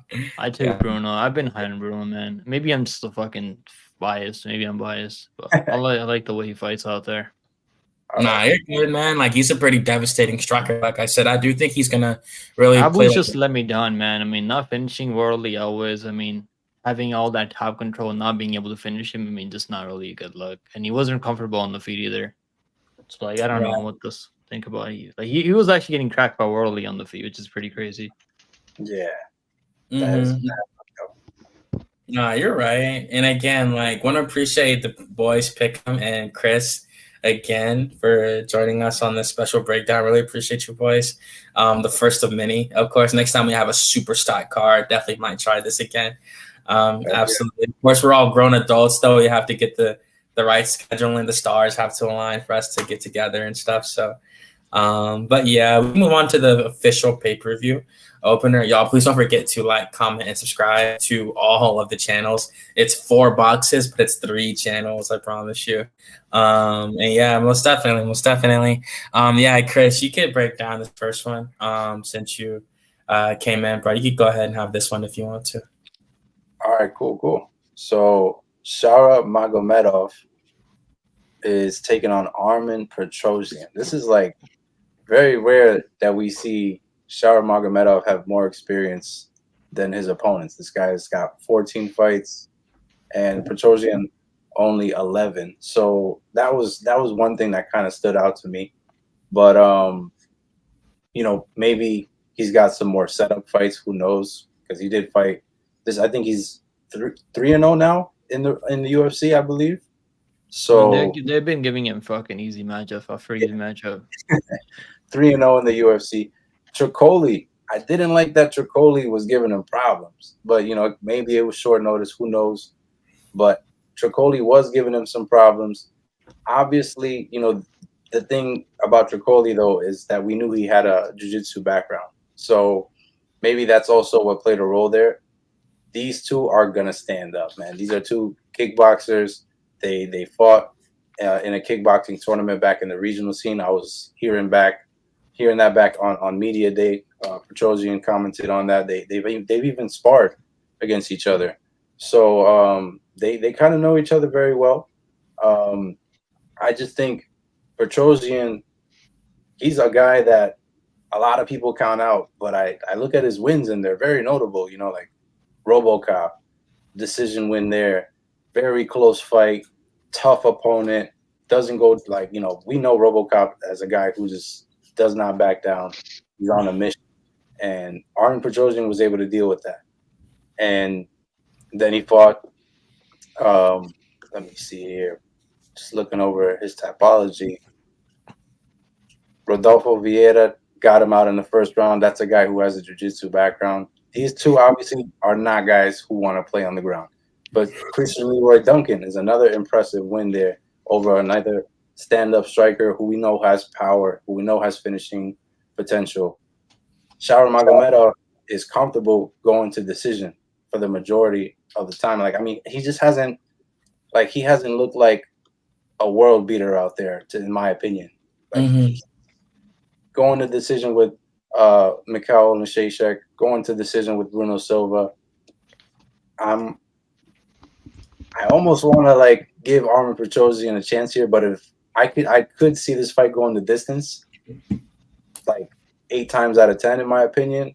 And being out there in Abu Dhabi, Magomedov, man, I think the judges might even rob Petrosyan here.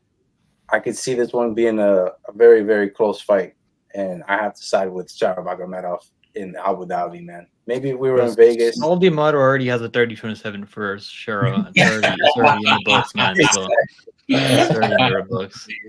Yeah, man. I gotta go with Shara Magomedov. I think this fight is gonna go the distance, though. And how you feeling, Nick? Yeah, I'm right there. I mean, I was honestly like thinking about picking Armen, but if this wasn't in the Abu Dhabi, I would pick him for sure. Because I think he's got cleaner combinations with his hands. Like whereas Shara's got a lot of kicks, he's more kick heavy. Whereas Armen's gonna put a combination. He's actually willing to stand and bang like in the pocket because he's like trading with the RoboCop in the pocket. Like which is pretty dangerous. RoboCop definitely hits harder than Shara. I just think that's going to be a close fight. It's going to be close. It's going to go the distance. I think this one's go the distance of fucking lock because I think Petrosyan is really durable. He's really sound when it comes to striking defense, and so is Shara. Shara has a pretty good chin on him. We've seen him. I mean, Bruno Silva was rocking him. He wasn't really rocking him, though, but he was definitely catching him at the end of some punches out there when he's pressuring him. Yeah, he kept getting taken on in that fight, so at least we know he can take a shot. I mean, but Bruno Silva hits pretty hard, so he's got a pretty good chin. Armen Petrosyan hits hard also, but he doesn't really put a lot of power behind it. He's more of a volume striker, and the striking number is going to be close. Now I think it's going to be like 29-28 Shura. I don't think he's going to press on the gas enough to get him out of there. He only goes for the finish if he sees that you're clearly tired. You don't really have anything left to offer back. I mean. So I could see Armen winning the first round, Shara the second round being close, Shara winning the third round. And I think it's going to be close. But I'm taking I think the fight go the distance is a good part of the piece here. Yeah, Yeah, you can go ahead, Nicky. Go ahead, bro. For sure. I think Shara Bullet's really good. You know, he's been exciting. He's what the UFC definitely needed. He doesn't punch in his fights. You know, all of his striking just comes straight from kicking, which is interesting. I think he'd be 5 times the fighter if he just found a jab, and he definitely has one. He just enjoys kicking, and it works for him. Petrosian's definitely his best UFC comp yet. He's a great kickboxer, like probably better MMA fighter, but this is going to be a kickboxing fight for sure. It's going to be a point fight, and it's just going to be a battle of like the moments. You know, who makes the bigger moments? Because Petrosian's going to beat him in the significant strikes, in my opinion. He's going to have way more punches to the head, but it's like if Shara lands in the whole fight 6 head kicks and 3 of them rock, you know, get a little rock out of him, that might be enough right there to win him those 3 rounds, those 2 rounds. I'm taking Shara Bullet to win the decision just because I think the kicks are crazy. What he's able to do, like, it's really like no one's doing it like him in the UFC. I mean, Izzy was doing it at his peak, you know, and Izzy's Izzy, you know. So I think he's really good. He's healthy for the UFC. He could be a future champion. He definitely has that visa issue, which is taken away from his fights, but he's pretty active in my opinion. He's trying to be active. I like Shara Bullet for a decision in this one. I don't see a finish in this fight though. I think they're both really high level fighters. Yeah, man. It's gonna be a clean sweep on this one, a literal 4-0 sweep in terms of basketball. It's pretty funny. I was gonna go with Shara Bullet too. I just think like his kicks will really help out in this fight. Obviously, he's extremely dynamic with his kicks and his skill set. I just think if it's like, you know, it's kind of like what Nicky, not Nicky, what Pickham said. If it does go to a close fight, I do think they'll give it to Shara Bullet regardless of whatever. It would be criminal. It'd be awful for Dana and Mick Maynard and Sean Shelby to kick off their pay-per-view with a loss for the guy they want to win. So they're definitely not going to let that happen by any means necessary with this much money on the line. And they want to keep Shara Bullet undefeated as long as they can, 100%. Just having the allure of an undefeated record. He actually used to be a longer record. It was like 18-0, 17-0 before he got signed. But it was a lot of like mixed rules, fights, and stuff like that. So they trimmed the fat on it. He was fighting some bantamweights out there. I mean, that's the guy that he knocked out before the UFC, some bantamweight. Pretty crazy, right? And like for me, of course, everyone knows the story. Well, some don't, about the story about, you know, there was a mall in Russia. She was holding hands with his girlfriend, and Shara Bullet was there, and he saw them like kissing and holding hands, and he went up and pressed the boyfriend. They actually like started fighting, like scrambling all over like the escalator and stuff. It was really crazy. And the dude that he pressed, like that dude low key start fighting, because he didn't outmuscle him. They were going toe to toe, and he did not know he did not know he was a professional fighter. So that was pretty crazy to see that. But that turned a lot of people off before he got here. But when he came, obviously his style really brushed all that away. You know, recency bias is a real thing. And I think for Shara Bullet, I think he himself is aware of the opportunity that he has to become famous inside the UFC. Obviously, we saw that he did go to Los Angeles to shoot that movie. He was at the airport and stuff in LAX and stuff. So I think he really did go on to shoot that film in Los Angeles. So he's not even a ranked fighter, and he's already getting movie deals, which is pretty insane. It's pretty funny because I was laughing at what Nicky said. Everybody knows the situation. Like, he can only fight in Abu Dhabi. It's really unfortunate. They can't get him to these big name. Like, they can't get him to these cards like their New York card. Or I think he can go to some U.S. states, though. I'm pretty sure he was trying to get on the Denver card, so he can some. It's just not the big states, you know, Vegas, New York, probably Florida. But he might be able to sneak into some U.S. states. It just depends if they could be a pay-per-view. You know what I mean? Otherwise, he's just going to be a fight night fucking champion. You know. And I think we'll rarely see this guy on a fight night. I think his first fight, maybe like his debut, was on a fight night. But you rarely see him in the Apex. You're only going to see this guy. Now I think his debut was in Abu Dhabi. I think he fought Bruno Silva, and that was when he kept getting taken down a lot and all that. So he's been in Abu Dhabi to live and die in Abu Dhabi, apparently. And we'll see what happens with this guy's career, how far he can really go. He hasn't cracked the rankings yet or anything like that. Obviously, they're trying to slow roll him. His next opponent is a guy coming off a loss, and we'll see what happens. But again, the moment he does lose, if he does lose, it's going to be devastating for the UFC. They really want to see what this guy can do in terms of his popularity and his marketability. And again, you can see in the press conferences and things of that nature, he's just been way nicer. The way he'll answer the questions, the way he'll greet the journalist as soon as he sits down. I think he's aware of the opportunity he has to become famous inside the UFC. You know, these guys fight for a long time, man, before they even get here. You know, so that's a whole career they have before they make it to the world stage. You know, everybody just knows about them like that. So for some dudes, it doesn't happen until 29, 30 when they really start to get the fruits of their labor and fighting, you know. So we'll see how far this dude can go. You know, he's in his prime right now. I do have him by decision. And we'll see what happens, man. He's a middleweight. You feel me? There aren't that many wrestlers in the middleweight division. So I think he'll be good for a little while until he gets to the top 5, top 6, you know, if he does climb the rankings. But, you know, we'll see what happens. I think they're going to give him favorable matchups all day, like Beckham said, 100%. They're not going to give him no wrestlers at all. I'd be shocked if they give this guy a wrestler. If he was getting taken down by a striker. And yeah, we'll see how it goes, bro. The pay-per-view opener. I mean, they could do Pfeiffer versus Shara Magomedov, and that'd be a good matchup. Joe Pfeiffer, I'd like that for sure. I wouldn't mind that. Obviously, they tried to push Pfeiffer, and Jack Hermanson came along and snatched that hype. I would pick Pfeiffer, knock him out. I would pick Pfeiffer. I think Pfeiffer would knock him out. Really? Knock him out? I think Pfeiffer has enough power, and he can take him down and finish him on the ground. Damn, I would pick Pfeiffer over him. We'll see. How do you feel about it, Chris? I'd pick Piper over Chara any day, in my opinion.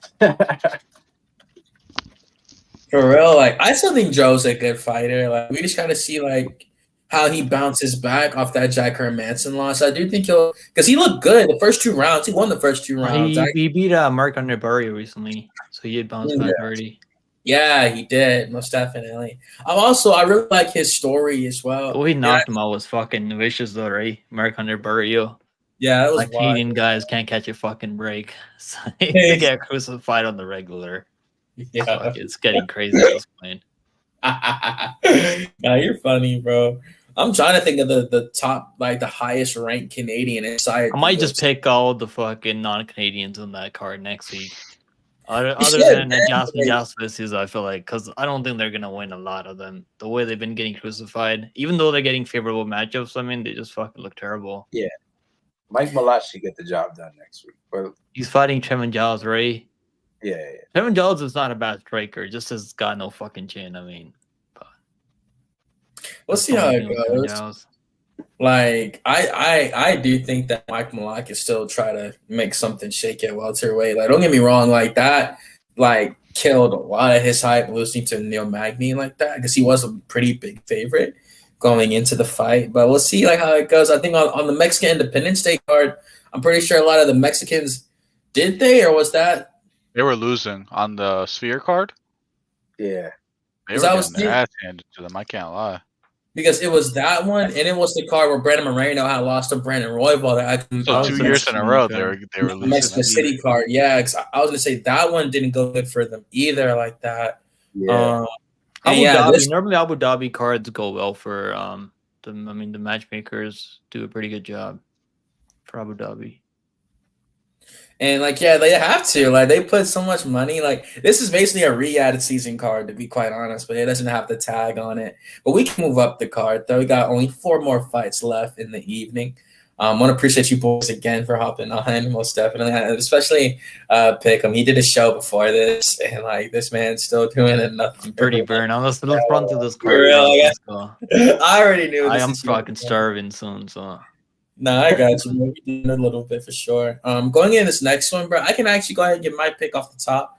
This one, I was gonna go with Lerone Murphy, bro. It's really just a matter of how much longer is this guy gonna really take to really climb to the top 15, really get in the top 10. Obviously he's ranked right now, but he's undefeated. He's extremely fast in the striking, super dynamic striker. Obviously went through some trouble with the Gabriel Santos fight. That dude's like the best 0-2 fighter inside the UFC. Gabriel Santos is really good. The one that almost beat David Onama before he got knocked out by him too. And give him Lerone Murphy, the Miracle. Outside of that one fight where he almost lost to Gabriel Santos, he's looked great inside the UFC. Looked absolutely phenomenal. Like I said, really fast striker, pretty well rounded though. Can grapple as well. Really get his way back up to his feet if he needs to. We saw the way he timed that knee on Antwane Americani. So he definitely knows when these guys want to take him down. He knows how to deal with that. Especially a pure wrestler like Antwane Americani. In terms of Dan Ige, everyone knows about Ige. This guy took a fight on literally 3 hours notice. Like I know everyone's always hyping that up, but you gotta realize he woke up that day not knowing he was gonna fight that day, yo. That's like say like there's a girl you've been trying to talk to for a little bit, and say like you took her out on like a couple of dates here and there. Now all of a sudden she just like knocks on your door like outside your crib. You didn't get a chance to like get no wine, you get nothing prepared. It's just like straight to the action. It's go time. You can't prepare for it. You can't even stop at the gas station to get some condoms or whatever. You just got to go straight in and see what happens. and nah, seriously, like that's really what that was. Like a big moment occurring when you have no idea it's about to happen. You just have to go ahead and go. And he did that, man. He took Diego Lopez to 3 rounds. He won the 3rd round. Lopez was getting tired in that fight. After the first 2 rounds, he did win it. But Danny Gay came back in the 3rd after he didn't even have a camp for this. And he was training for a fight. I mean, he was training for a fight before. Yes, that. He was. Yeah, because he's supposed to fight I think 2 weeks after, and they just pulled him from the matchup and they just let him take the fight. And like I said, in terms of Danny Gay's skill set, I think he was preparing for Brito, right? Wasn't he preparing for Janderson Brito? I think it was Joe Anderson. Yes. Brito, right? I think it was Joanne because he kept calling out Danny over and over, and now he lost to William Gomi. Now he can't get. That's just like damn, bro. I think he should have won. I mean, that was a fucking bad decision. The fact that it was that close is just crazy. Everyone said that's exactly what was going to happen too. It was going to be a close fight. It was going to go to a decision. Gomi's fights like that every time. I mean, I'm just fucking done betting on his fights now. Yeah, he's just one of these guys that makes you throw really low output. I mean, he brings you to his own level where he's gonna fucking just play this patty game with you, whatever. He's gonna just spar with you. I mean, it's like it's not gonna do any damage. I mean, it's really hard to hit also clean. Nah, yeah, the Jaguar, again, his defense is crazy. I did say that. Me and Nicky were both saying that before the fight happened, and you can definitely say that was a bad decision. I'm not gonna lie. I picked William Gomi to win that fight, but you can for sure say that was a bad decision. I'm not gonna get. It was close. It was close. So no, it wasn't a robbery or anything. But I just thought I just think takedowns. Summation example, control time. I think at 7-8 minutes to control. Felt like he did enough, but it was fucking close. And I do think that William Gomi still has a pretty bright future. That dude's undefeated inside the UFC. So he's looking pretty good. Obviously, when it comes to the Paris cards, I think he'll be a go-to for them now. Of course, we were talking about some other fights. But of course, with this one though, like I was saying. Last things I'll say on it, like I said, Danny Gay is obviously extremely well-rounded. He can strike and grapple. He has knockouts and submissions. And Lerone Murphy is well-rounded too, but he definitely prefers to strike. So this is going to probably play out on the feet. And I think that Lerone Murphy's going to be able to stuff the takedowns and it'll be way faster in the exchanges. He is a great fighter, bro. I just really hope they can really push him. He's 33 years old, so he's in the prime of his career right now, and I really hope they push him up there. After this, even if I pull up the featherweight rankings, he's not getting the Lopez fight or nothing. I think they should give him T-City. If he goes out there beats Murphy, they should give him T-City. I think he beats T-City. T-City can take him down though, but if he can, if he holds up, I think he could probably piece up T-City on the feet.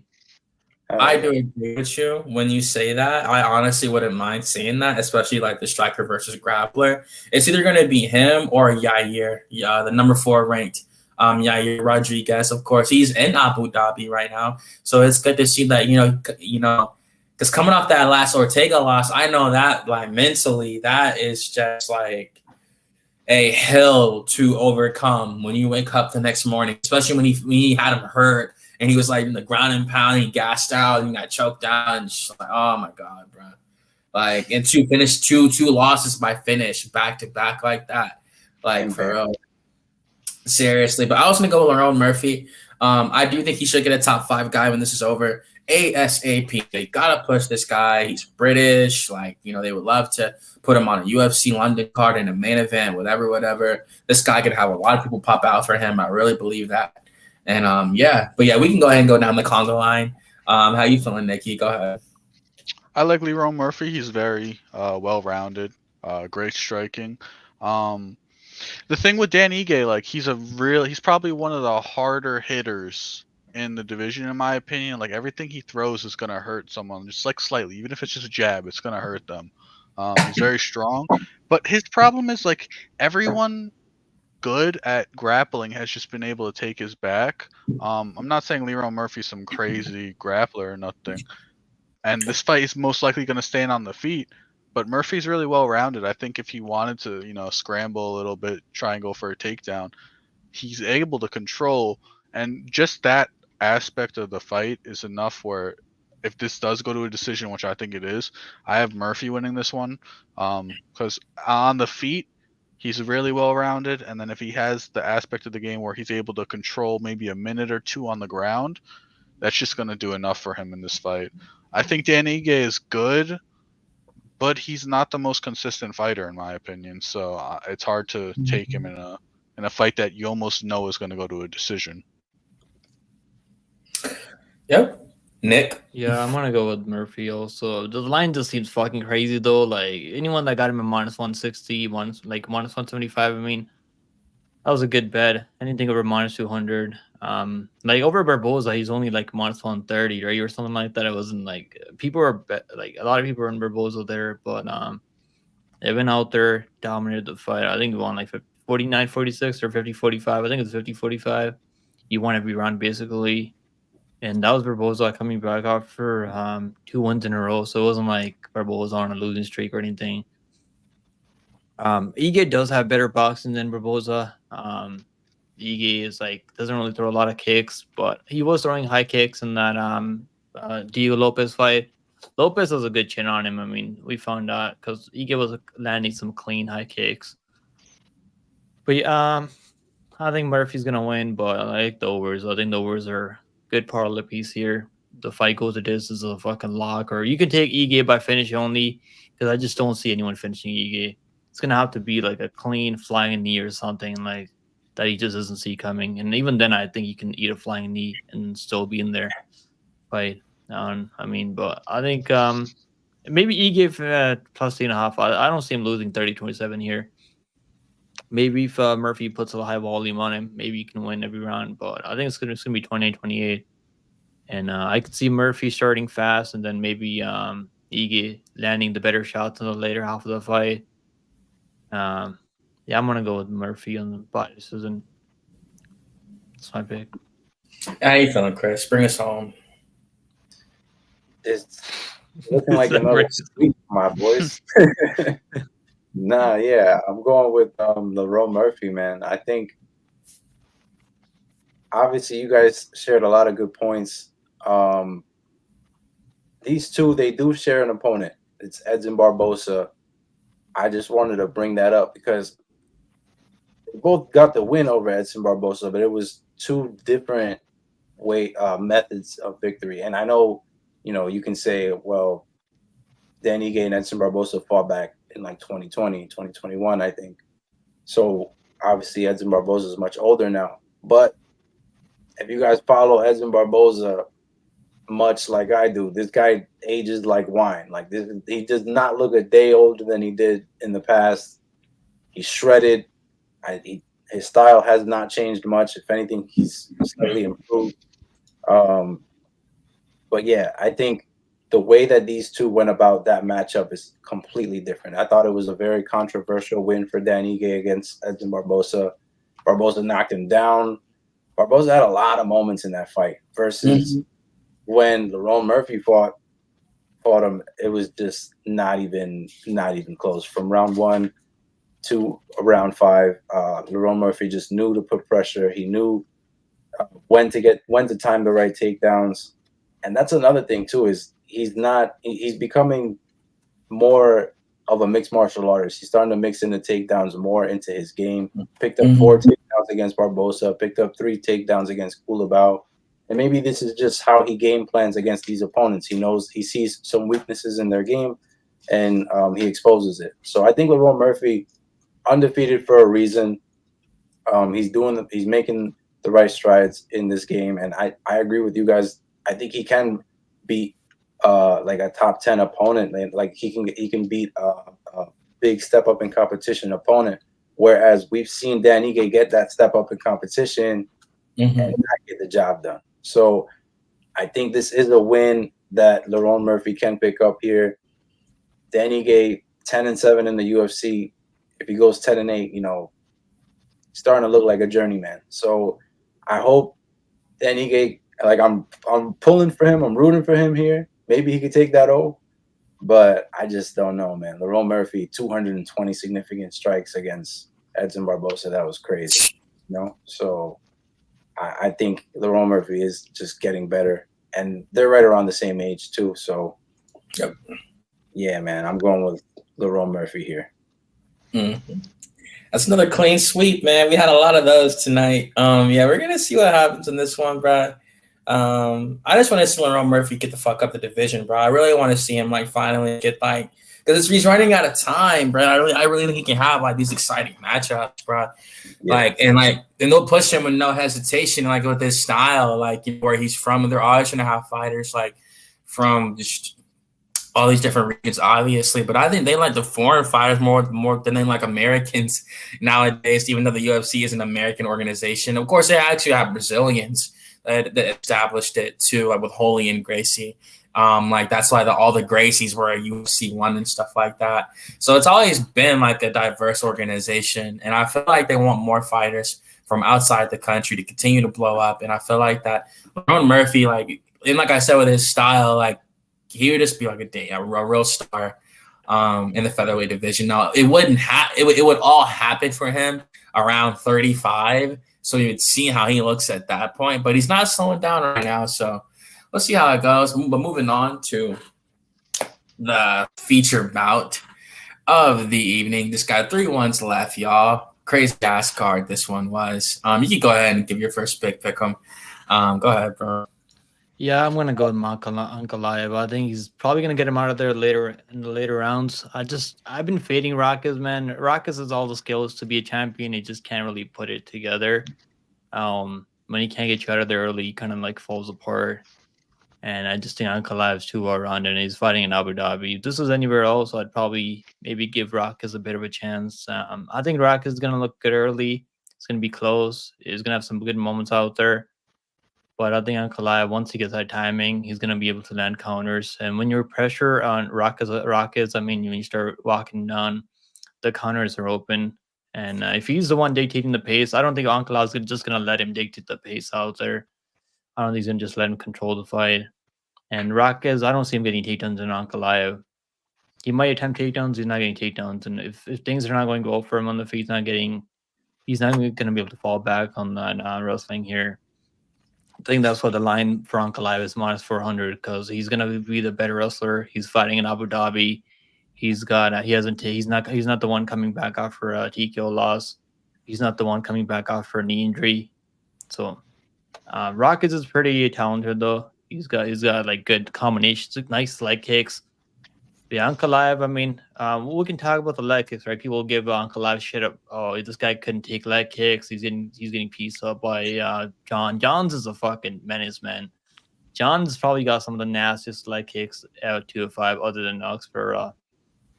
And look how close that fight with Alex and John Blachowicz was.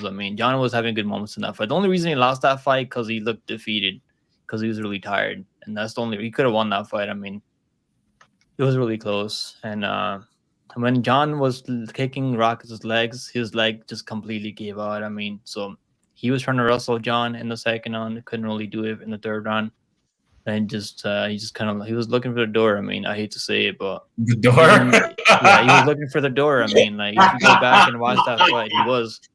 He's just kind of like, I don't even think that maybe it could have been a leg injury. I mean, maybe it was, but I just feel like Ankalaev, I mean, his legs were getting fucking chopped apart. He's still in there. At one point. Yeah, he was still like in there. He was able to push through it, you know. So like, these guys are in different levels when it comes to durability and fight IQ.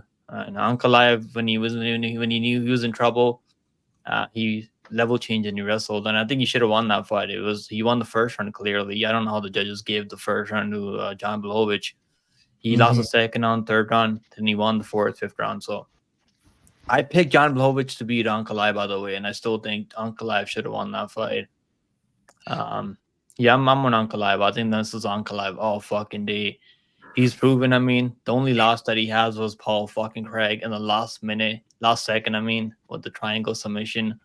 Ankalaev's not getting a fucking submission on him, and Rocket's not getting a submission. I don't think Ankalaev's gonna go for a submission either.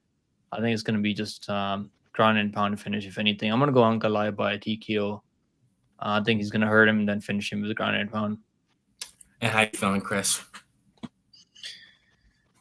Yeah, man. Rakic, like Pick'em said, Rakic is physically gifted. He's got all the tools, like 6'4", 205. This is the right weight class for him. He can really like present problems for anyone in this weight class, honestly, in my opinion. But the problem with him is the cardio, man. That cardio has starting to, like, we're starting to see that it's really starting to let him down against these tougher opponents. And another thing is the guy is really a quitter, like Pick'em is saying. I don't think he has it in him when the fight gets tough. And can Ankalaev do that is the question for me, you know, because Ankalaev, there's one thing I'm not impressed about Ankalaev fights, man. I watch Ankalaev's fights. I can see myself just going over my phone. Like I don't get impressed. I'm not like glued to the screen when I'm watching Magomed Ankalaev, and it's because he's really good, but he's just really good at the fundamentals. I think he's got a really good jab. He's got a really good cross.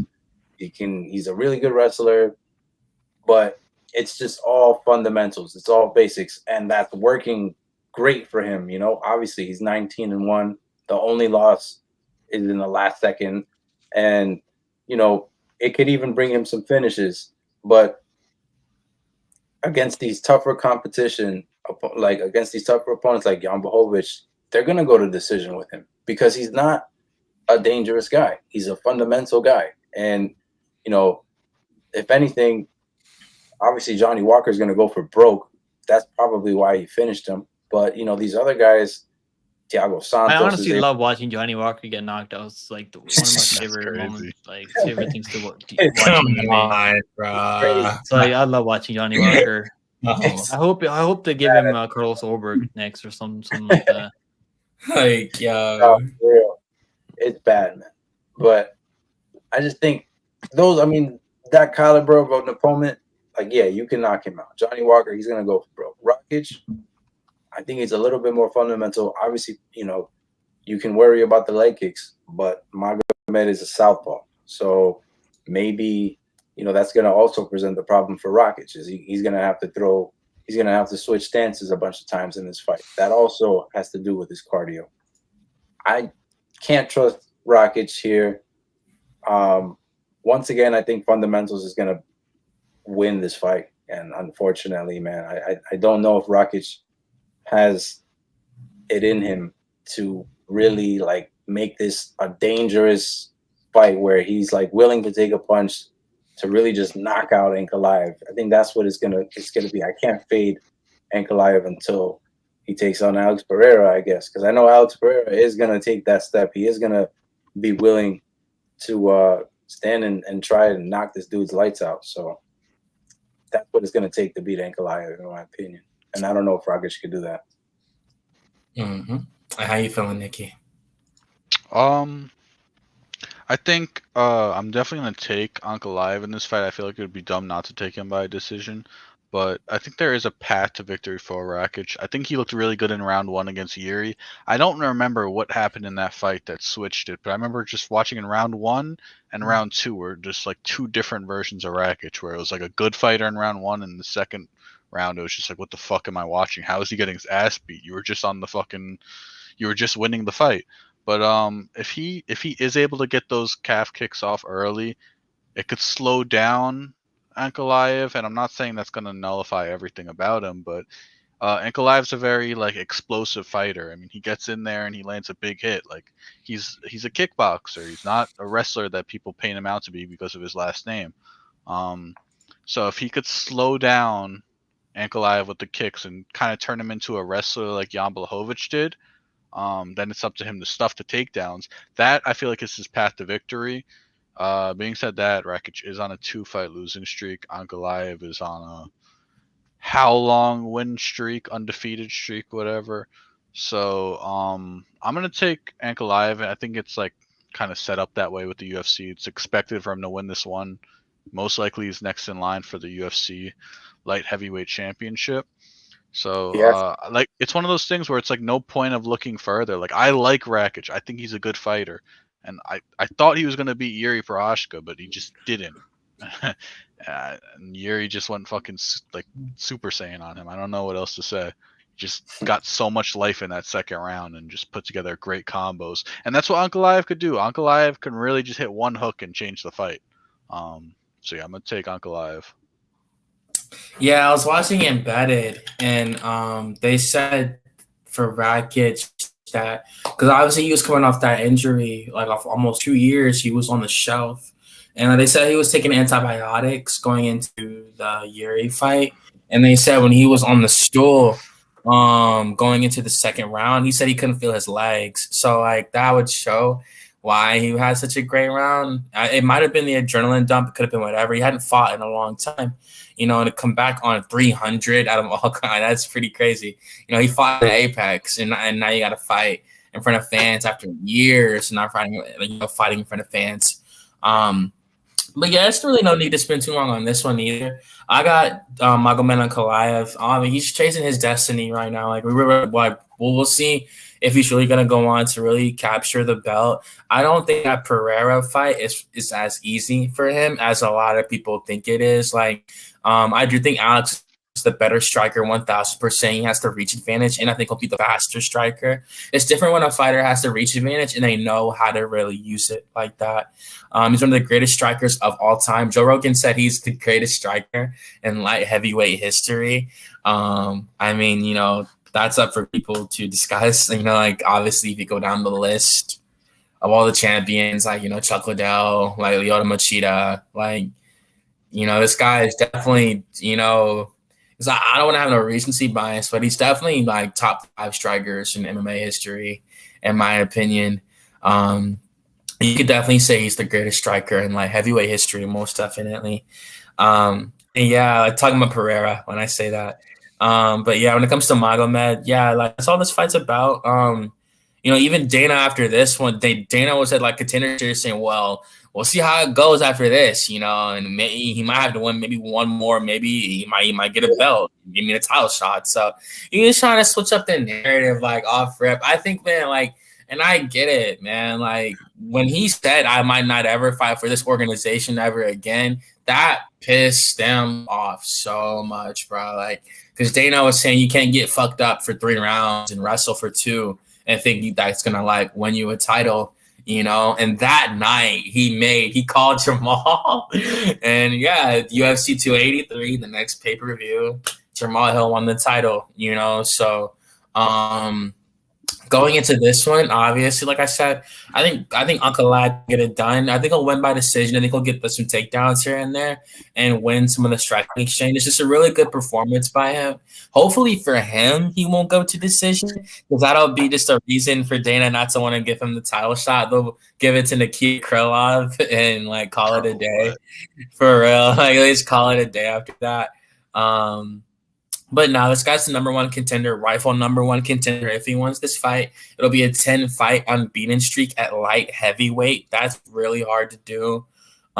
So I'm gonna go with Magomed, obviously, bro. Rakic is a great fighter. Like Nicky said, he really said it really well. He's really well rounded himself. It's just I think still coming off that injury a little bit. Like, I think that might still affect him, and I think like he won't be better anywhere the fight goes. I think Magomed can strike with him, and I think Ankalaev is the better grappler. So we'll see how it goes. You know, like Rakic looked good on embedded, really healthy, in shape. He looked fast hitting the pads. Of course, that's just pads, but we'll see how it goes. But yeah, I just hope Ankalaev can get the title shot so we can finally put that to bed. And it's going to make Pereira versus Ankalaev way bigger than it should have been. So that's going to make that like a crazy title fight when that gets made. I feel like everyone's going to be picking Alex just because they want to pick Alex. They want to see him win. But that fight's going to be extremely competitive. And we're going to see how it goes, man. So moving on to the co-main event. I know I said this already, but I just want to appreciate Pickup for hopping on, bro, and Fight Realm too, going through all the adversity he had to in his personal life just to make it to an MMA stream means a lot. So really appreciate you again for real. Appreciate both of y'all. And we're gonna be done picking, I promise. We're gonna be done in a minute. But yeah, it's a glorious co-main event. You can break it down first, pick him. Go ahead, bro. You can have it for sure. Yeah, I'm picking Whitaker. I haven't seen enough of Chimaev, man. So obviously, he can go out there and like maybe start him early, take him down. Just we've seen Chimaev. I mean, Whitaker doesn't really have the best chin when people are fresh out there. But yeah, I mean, Whitaker's out there like earning his way back to the title. He's fought all the best guys at 185. Chimaev was fought on GM3 at 185. That's the real middleweight that he's fought. That's basically who he really fought. I mean, at middleweight. So I don't know what this guy looks like when he's fighting someone that's a real 185er. He's fought Burns. I mean, Burns is a former 155er, and he went the distance, got outstruck by Burns. Now, not submitting Burns is okay, right? Burns is a head of a BJJ guy. He was able to drop him a couple of times with the jab, but still getting outstruck by Burns is not really the best sign.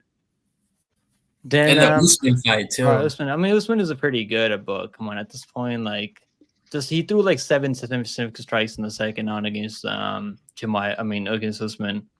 That was Usman at short notice, so he was trying to finish him early. I mean, but Usman was staying pretty defensively sound. He was like keeping his chin tucked, fighting hands, and Whitaker can do the same. I mean, I think Whitaker can do the same.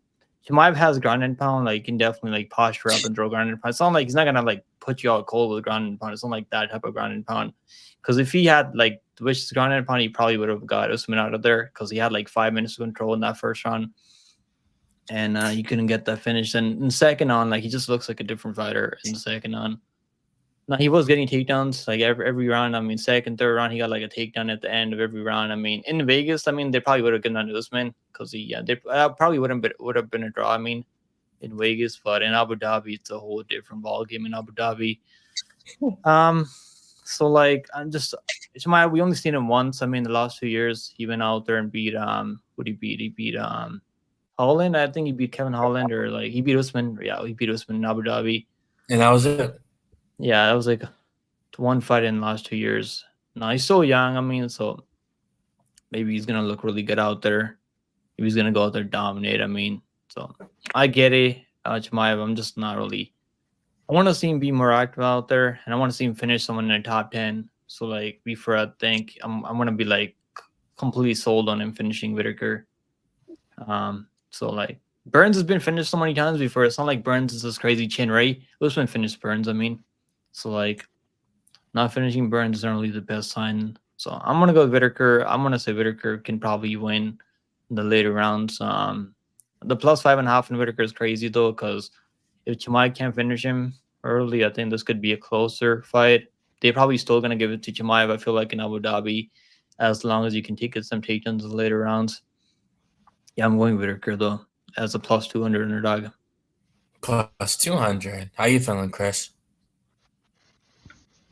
That is exactly what I was going to start my breakdown with. Plus 200 underdog is insane to me. There's no reason how you can there's no way you could justify that line. I think experience is going to play a very big role here, man. Khamzat Chimaev, I think he has championship potential. I think he doesn't quit on himself. He's definitely working on his striking. We know he's I think he can beat anyone in middleweight right now if it's a one-round fight.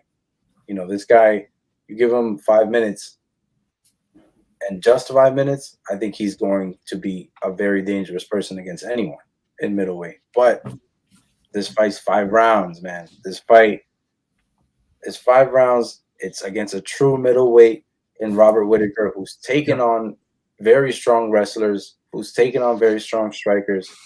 He's faced the who's who of this weight class already, and he's dealt with them pretty well. You know, he definitely had that hiccup moment with Paulo Costa where he took that head kick. Are we going to see that out of Khamzat Chimaev? I really don't think so. I think Robert Whitaker could probably plan a lot better for this matchup, being that we know that Khamzat Chimaev is going to be a one-way train in that first round. He's going to try to get him down. He's going to try to submit him.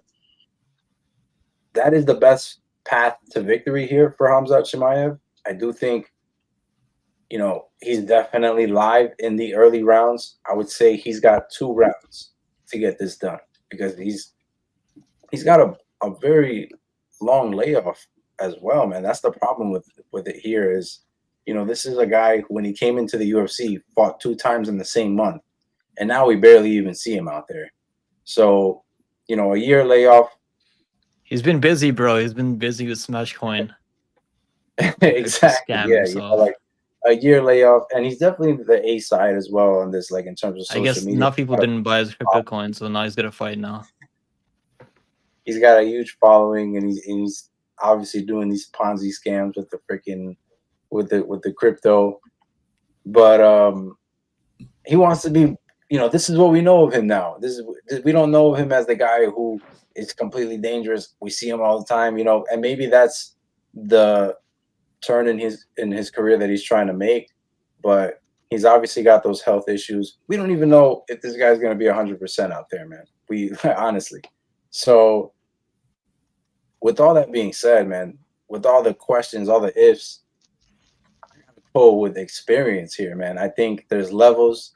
I think Robert Whitaker can get past the dangerous first 2 rounds that Khamzat Chimaev is going to bring. If it doesn't go past that, I see Khamzat Chimaev winning all day. That's just very easy breakdown for me, in my opinion. Khamzat Chimaev early, Robert Whitaker late. I do not think that Chimaev has the cardio fixed yet for 5 rounds. You know, we've seen him struggle in 3. So what makes me think he can get it done in 5? I really don't see that happening. And Robert Whitaker, we've seen him deal with adversity early and still find a way to get his hand raised. So experience, man. I'm going to go Robert Whitaker here by decision. Great breakdown, gentlemen. How you feeling, Nicky? Go ahead. Yeah, I agree. It's like there's no other way to put it that it's like early. It's definitely favoring Khamzat. Later, it's favoring Rob. When you look at it, I mean, like Rob he hasn't been submitted since 2011. So that means in a professional fight, no one has been able to submit that guy in over 10 years, which is crazy for the amount of fights he has had. And he's very young. You know, that was in his young years, you know. So it was still while he was learning, but he's never faced a wrestler like Khamzat, someone as I don't think he's ever faced anyone that fights as relentless as Khamzat. Even DDP, the strikers. I mean, DDP fights like that. I mean, DDP. Yeah, in my opinion, there's a difference to it. DDP is like if that's probably one of the closest comparisons, though. I'll respect that pick from you in terms of the pressure and the pace and stuff like that. But still, like a healthy Hamzat that we still have not seen in a while. Even in the Usman fight, he had a broken hand in the end of the first round, and it affects it because he's been getting better at striking, Hamzat, in my opinion. So I do think that I'm not saying he's the type of striker that Whitaker is. I don't think Hamzat could put together combos anywhere close to Whitaker. But in those little quick exchanges they have, because they're not going to be able, Whitaker's not going to be able to stand in the pocket and do what he wants. You know, he's going to have to fight at range. He's going to have to be careful with all his kicks, his teeps, because anything Hamzat catches onto, boom, now you're on the ground. Now you're going to spend 3 minutes, you know, with Hamzat on top of you. And Hamzat was able to control Kamaru Usman, a bigger version of Kamaru Usman, which is super impressive. My personal opinion, I'm going to take Hamzat in this fight. I think Hamzat's going to submit the first 2 rounds. He could. But it's very respectful to Whitaker because I'm respecting Whitaker. I just think Hamzat's really good, and people are tired that he's not having that same type of fighting spirit he had over, you know, the COVID years and stuff, that he fought 3 times in 2 weeks or whatever that was. I think Hamzat's good. I think if this fight even does go later in the fight, I think Whitaker is going to be weared out a little bit too because of the wrestling aspect of it. He's going to have that drain to his body, and Chimaev obviously is going to be worn down. They're just going to be throwing punches at each other's face. I don't see Whitaker knocking out Chimaev, so if it was to go late, it goes to Hamzat, he's going to win a decision. I mean, we all know, unless some crazy disparity happens or Whitaker wins 4 clear rounds, it's going to Hamzat. He's not losing a decision, in my opinion. And yeah, I just think he's going to be able to control rounds. Like, Whitaker is very good. He's very technical. But to be technical, you have to throw those head kicks. You have to throw those teeps. You have to throw those legs kicks. And Hamzat's quick. He gets a hand on anything, like I said. I think Whitaker's down. So I'm going to take Hamzat to win this one by a submission. Oh, submission. Okay. Before I even give a pick, it's this fight obviously is one of the biggest fights this year. One of the biggest fights in the entire division of the last 3 years, 4 years, you could say. Really, really, really big fight. Doesn't even have a belt on it. And they made it 5 rounds because they know what this fight is supposed to be, what it stands for. It's just man, Hamzat's one of the greatest prospects we've ever seen in MMA, period. Not just UFC. Across every promotion that's ever existed, it's one of the greatest prospects we have ever laid eyes on. There are certain, I always say fights like this are why grown-ass men watch this stuff, why grown-ass men buy posters, have T-shirts, all that kind of stuff. This is when you're going to see real ultimate fighting, when it's really this high level with a collision of styles like that. And it's super dynamic. You don't be seeing some wrestlers just get out there, play a little bit, and they'll just go for a takedown off of good timing. It's different when you see a dude like Hamzat, that's super. It's a live thing happening in front of you. When people's fighting styles jump off the page. It kind of used to be Zabit Magomed. Oh my God, I'm fucking his last name up. Zabit Magomed Sharipov. Zabit, yeah, Abraham Lincoln. For those who were watching UFC, he didn't retire. Zabit retired in 2019. So from the moment he came in to the moment he left, he just had an extremely dynamic fight. It was crazy to see him do that kind of stuff in the cage, and not even to be he was the number 3 ranked fighter when he got taken out the ranking, and he stayed number 3 for 2 years. They did not want to take that ranking because they knew what they had on their hands with Zabit, you know. And I only mention that because that was the last fighter I really remember that whose flashy style really translated to success like that. So it's not like a Michel Pereira where it's an entertaining fight, but he would still lose. Some of these guys that are special like that have those special styles exclusive to them, they're really fun to watch, obviously. And with a guy like that, who I just described, having to fight one of the greatest middleweights ever, it can only go a certain way. I think this fight's going to be extremely dynamic from the moment it starts. It's just the collision of styles, bro. And I think Robert Whittaker, when he knocked out Ikram Aliskerov the way that he did, I think that was him taking out all the frustration he had not being able to fight Khamzat Chimaev. He knows the kind of fight that he has going into this. He knows he's fighting a fucking monster. You feel me? And like, I don't think, because with the Dricus du Plessis fight, I just think he got really complacent. He walked in a minus 400 favorite. It was supposed to be just another dude. Like another middleweight that he had beaten so many already. Little did we know that was the future champion right there. You feel me? He currently holds the crown. So that wasn't a bad loss. I do think that fight goes differently if they face off. If we do get du Plessis versus Whittaker too. But going into this one, I was gonna go with Robert Whittaker, bro. I got Whittaker 1,000%. I think he's faced a better competition throughout the course of his career.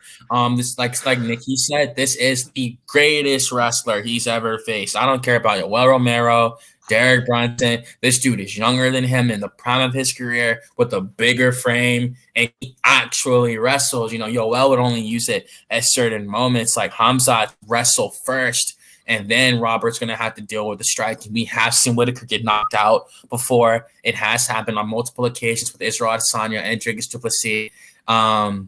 He also got knocked out by Stephen Wonderboy Thompson. I was at welterweight. I mean, he's a whole different fighter at this point in time. He's still in the prime of his career himself at 33. In the last 2 fights, he looked phenomenal.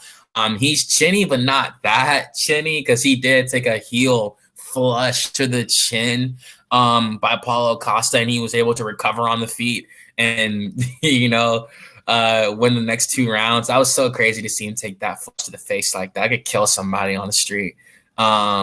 And yeah, like that really showed that he still is here to win. When people win that belt, they give up most of the time. Like he lost the belt at 28 years old. He lost that fight to Israel Adesanya. He's been a contender the next 5 years. He went right back to being a contender after climbing the mountain again. And he said that was his favorite part about his UFC career, like being 5 and then beating 3, then moving up, being 3, then beating 1, moving up. Like he said that was his favorite part, was the climb, because he always had a new face to chase and stuff like that. But then he became complacent when he became the champion. So I think with this fight, he's not going to make that whole complacent mistake again. He knows he's fighting a monster on Saturday, and I think so he wants to kill that hype train. Any of these dudes out here want to be the guy to kill that hype train 100%. And on the Khamzat side, this is the make it or break it fight for him. I said at the very beginning, he's one of the greatest prospects we have ever seen. So how good is this guy really? We're going to find out right now. If he wins this, he'll cross that threshold we've been wanting forever. Even when he beat when he fought Gilbert was the number 2 contender. He was like number 12. So they were trying that back then. And that was like 2 years ago now. He was just always injured, always sick, So he's getting another opportunity trying to get that shiny number 3 off Robert Whittaker. It's going to be extremely hard to do that. And yeah, man, I'm going to go with Whittaker. It's either Khamzat goes on to really fight for the belt. We get du Plessis versus Chimaev, all that kind of stuff. Or Robert, he already is one of the greatest middleweights of all time, but he would just transcend to another level with that name on his resume. So I'm going to go with Robert Whittaker based off the competition, the anti-wrestling, and just the heart, real heart. He's been dropped a million times, kept fighting, has tremendous heart. And it's the difference between heart and chin. Some fighters get cracked and get knocked out. Robert's going to get cracked and continue to scramble. The du Plessis fight was shocking, so shocking when he, got finished like that. And I don't think he's going to make that mistake again. At least training camp wise, I think he tried everything he could. And this is the second time he's trained for this dude. So that takedown defense is going to be red hot training for this dude that whole time. And we're going to see how it goes, man. It's to make it or break it fight for both these dudes, you could say, because I don't know if Whittaker wants to go on another win streak to try to get a title shot. And I don't know if he wants to do that anymore. He's going to get a title shot if he beats Chimaev. Oh yeah, this one, yeah. If he wins, I mean, if he loses, like, does he really want to go on another win streak and like, and then make it a break it for Hamza? Like, was he really that great prospect we thought all along? So this fight's extremely electric, and it's gonna feel like that when it happens. And this is why it's called Ultimate Fighting Championship, and people are gonna see why in this fight. And even the topology votes show you when it's 51% Whitaker and 49% versus Chimaev. That's on topology out of thousands of votes. So it's really that close. And we're going to see how it goes. I'm happy we got someone to pick Chimaev on here. It would have sucked if all of us picked Robert. So I am happy that Nicky picked him 100%. I'm going to be thinking about him when the fight's going on. And we're going to see what happens, y'all. I'm moving on to the final time tonight. I want to thank for the final time. Thank you so much, Bickham and Nicky Fiery, for joining us. Really appreciate you boys. Love you boys, y'all. For real, we talk in these live chats from across the world and stuff like that. But we're most definitely friends 100%. And yeah, man, you two are the guest on our show. So Pick'em can do Topuria, and Fight Realm can do Max Holloway. And you can start off with Topuria, Nick. Go ahead, bro. Oh, you're talking about me? Mm-hmm. Yeah. Not Nick. Talking about Nicky. Yeah. No, it's all good. That was messing me up. I'm gonna go with Topuria. I just think he's got more past victory out there. He can wrestle. He's mostly like when he's coming up, he's actually known as a BJ guy, like Greco-Roman wrestler. And he can go out there and implement that game plan, but I feel like his ego is like gonna get in the way of him going out there and wrestling Max Holloway. I think ED is gonna win the first couple rounds. He's gonna be able to land better shots, maybe crack him. I don't think he's finishing it by knockout. If you finish it, it's probably gonna be like a submission, like when he was fighting Bryce Mitchell, like when he's starting to crack him, then he was like Bryce Mitchell doesn't have striking though, so that's not a good comparison. But yeah, I'm just saying, like I think Holloway knows how to like recover when he eats big shots. He's got pretty good head movement. I mean, yeah, he does observe a lot. He's not the hardest guy to hit. He's pretty easy to land because he doesn't. I mean, recently he's been even like Jambi was like catching him with some big shots. I mean, when he was like going forward for pressure, obviously knocked out Jambi. I mean, then he went and knocked out Gaethje. I mean, but that was an easy pick. Gaethje's not that like technical and doesn't really wrestle at all, even though he's known for having the wrestling in the back pocket. Yeah, I'm gonna go with Topuria. I think I know people hate on him just because he's like super egotistic or like has super crazy confidence, but that's the type of confidence you need to be like a dominant champion. I mean, remember when Usman was a dominant champion? I mean, what kind of confidence he used to have? I mean, like that's the same thing with Topuria. I think his boxing is crisp. I could see Holloway landing spinning back kicks to the body. Maybe he's trying to like set up one of those high kicks because Topuria has had a hard time seeing those high kicks coming in the past. I think Topuria is gonna win. He's gonna be able to win more rounds out there. It'd be pretty impressive if he goes out there and knocks out Holloway.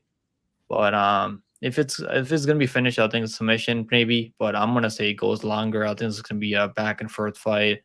Holloway is going to be able to land volume, but I think Topuria is going to be able to rock him enough, steal the bigger moments out there. Yeah, I'm going to go with Topuria on the scorecards. How you feeling, Chris? That's so tough to hear, man. Honestly, like picking against Max Holloway is in this day and age is kind of crazy right now. Honestly, if I backed him with Justin Gaethje, I gotta back him here, bro. I'm going Max Holloway here, bro. I'm picking Holloway. I hope he wins. I mean, very skeptical.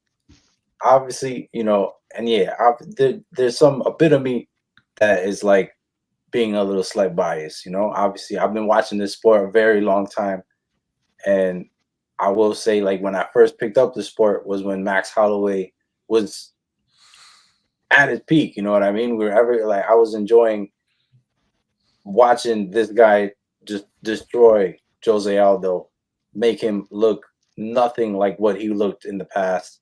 And I've just seen Max Holloway time and time again. Now, I will say, Ilia Topuria just happens to be around the same height and reach as Volkanovski. But Volkanovski, I think, is like a 71-inch reach, something like that. I think it's 72, isn't it? 72 inches. Yeah, he's got a pretty long reach for a guy his size. But so yeah, we've seen Holloway lose to an opponent who is of the same stature. But Topuria, and that's the thing, Max Holloway. I said it last week on the stream with Pick'em. Credit to Max Holloway's coaches, man. I don't think they get enough credit. These guys, they game plan very well. They've been with Max Holloway through and through, like since the beginning. He hasn't switched camps, if I'm not mistaken.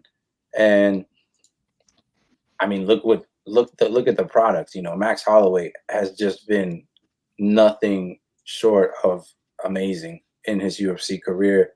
I think 3 losses to Volk. Obviously, that does not look good.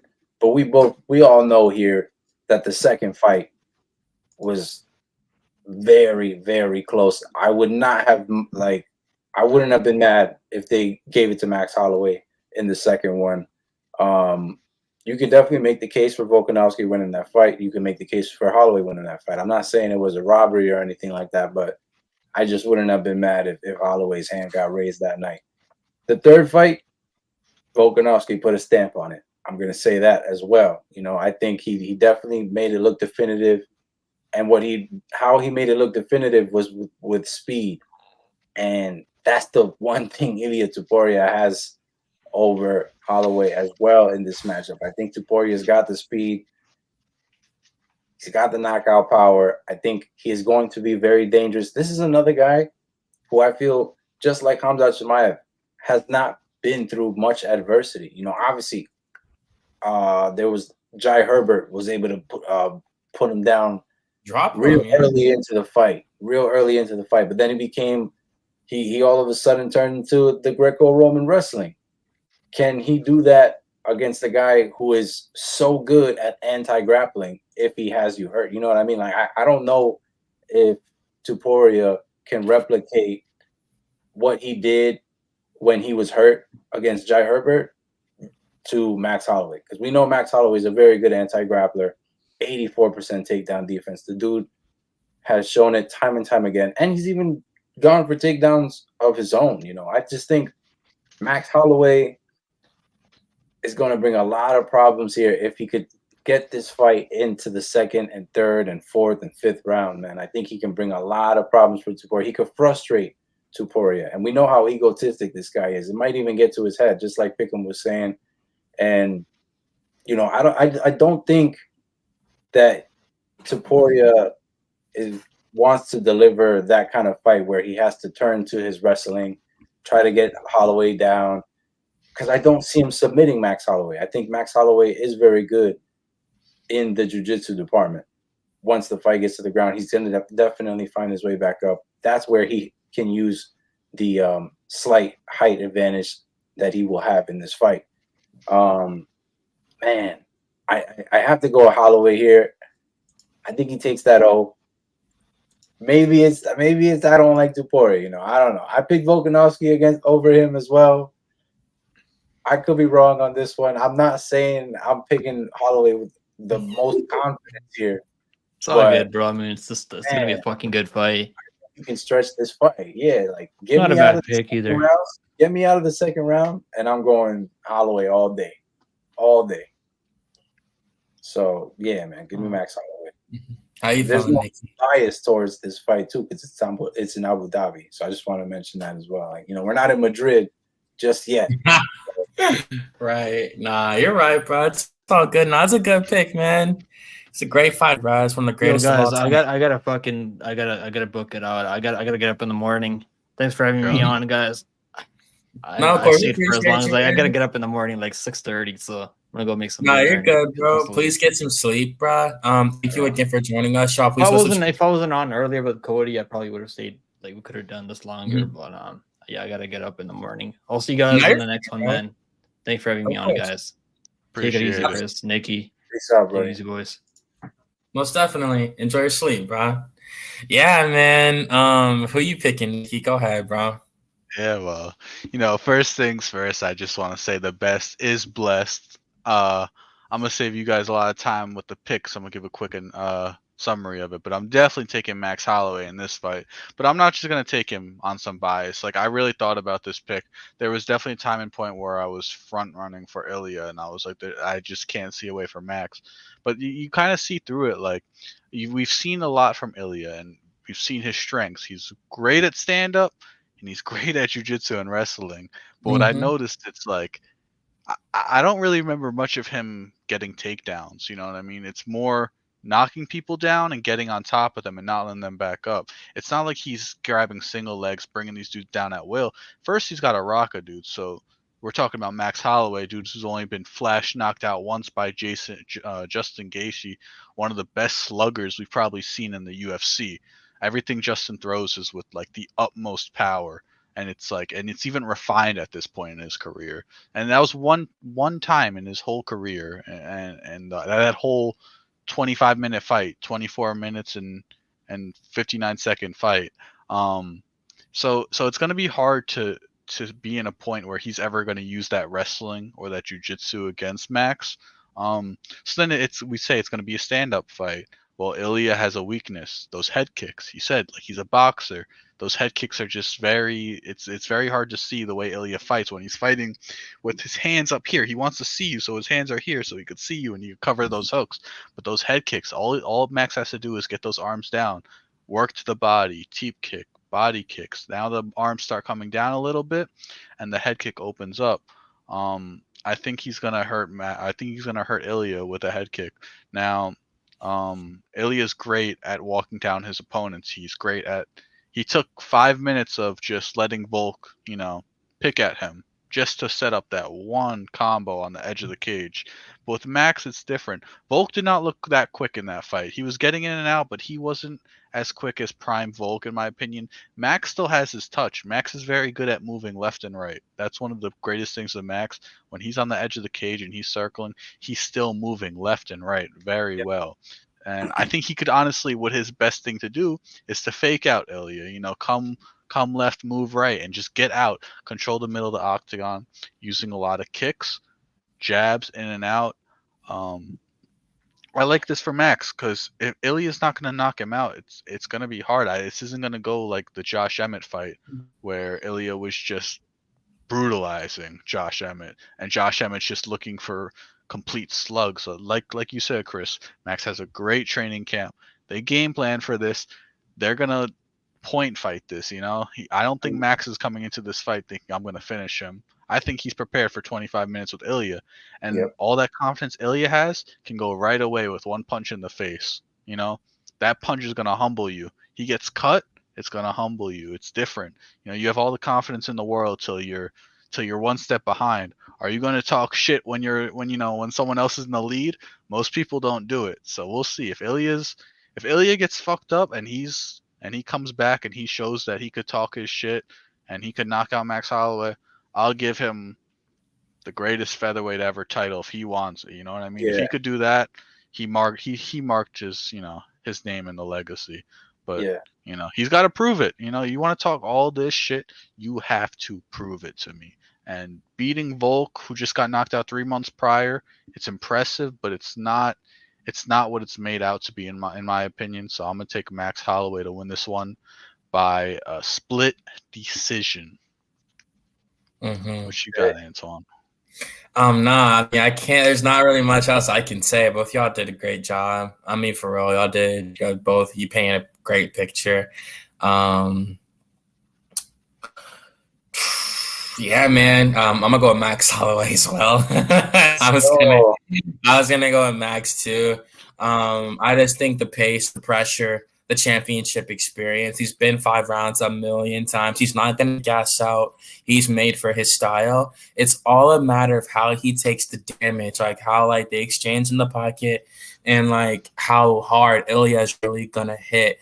if it gets to a point where like it's like the Volk 3 fight, like he really like if Ilya's just pressure, because like it's gonna be different than that, because like Volkanovski, like he's a different fighter, like he moves laterally and he'll move in and out to try to like, you know, close the distance with a burst and get that good punch. Ilya's just gonna march forward and try to exchange with him, just box with him straight like that. He might. I think the biggest thing for Ilya in this fight is a leg kick. I think he will come out with a good leg kick in the first round, really establish the leg kick. You know, Max stands really heavy on that lead leg, kind of like Conor does, the boxing stance. So, I think the biggest thing for Topuria is the leg kick, and then try to mix it in with the takedown. I think he will try to get a takedown in this fight. Volkanovski got Max down in the second fight. Of course, he did get right back up to his feet when he climbed back to the cage, and he got back. And I think that was the last takedown that he got. I'm not used to Max don't be getting tucked down. Like, he really doesn't. It's extremely rare when he gets taken down to the ground, and he's really good at getting back to his feet. And he has good jiu-jitsu as well for a boxer. And he has a mounted guillotine that is extremely effective. And yeah, man, I think, you know, if he can get into the flow state, I 100% Nicky can win this fight. It's really hard to stop him when he's using his full arsenal of kicks, boxing, his footwork, his gas tank, his chin. He did get dropped last fight, but we got to see how this fight goes. I know Justin Gaethje hits hard as hell, but we got to see how Topuria, how it really translates to, like, you know, to this fight in particular. Like Nicky said, Volkanovski did take that fight after 4 months after a head kick knockout. It was just it just wasn't smart. You know, it was heartbreaking 100%. And you know, yeah, you know, Topuria. Like Nicky said, you feel me? And that was gonna be my question going into the fight. I gave him my pick on it, and y'all already broke it down really well. Shout out to Pick'em. He did pick Topuria. We got 3-1. For me, it's like going into this fight, if Ilya knocks him out like in the 3rd round, 4th round, does that make him one of the greatest featherweights of all time? If he knocks him out? If he knocks out Max Holloway and Alexander Volkanovski in the same year. So he passes Conor. Yeah. Even if he does it in the 1st round, I think still, yeah. He passes Conor. He passes Max. It's just a matter of fact, has he done enough in his career to pass what Volk and Aldo did? But I think if he knocks out Max, I would say he passed Max and Conor. Did he pass Volk? I mean, people are gonna say he passed Volk. I see a lot of hate online for what Volk has done too. People don't give Volk the credit he deserves. Some people won't. You know, they refuse to call him the featherweight GOAT. You know what I mean? So beat Holloway 3 times. It's hard as fuck. And what Aldo did, it's crazy. You know, Aldo is insane. So, he's up there. I mean, even if he wins this fight, he's clearly in the top 5. You know. Oh yeah. I wouldn't rush to GOAT. I say you have to do a lot to do. Would he be top 3 featherweights of all time? My top 3. So. Top 3, yeah. Top 3 featherweights of all. I want to see him up against some sharks, though. I really do. I really want to see it. Like, if he can beat Holloway, I want to see him up against some new guys. But he's already calling for Makhachev and all these other people. Like, Mobsar. What about John Silva? I'd love to see Mobsar. Yeah, that's the fight. Because, you know, they were scheduled to face off at UFC 270 about 3 years ago. They were going to fight like way back then. And I was shocked. You know how, because Dana will just drop the card sometimes during a previous card.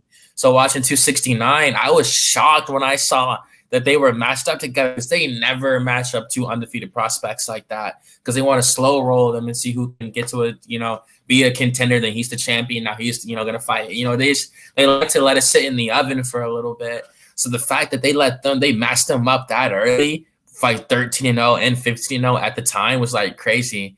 And for Ilya, that fight was gonna be like insane, bro. Like, I really have no idea, because Mobstar is extremely well-rounded. Like, he's not gonna get taken down to the ground and held down, hell no.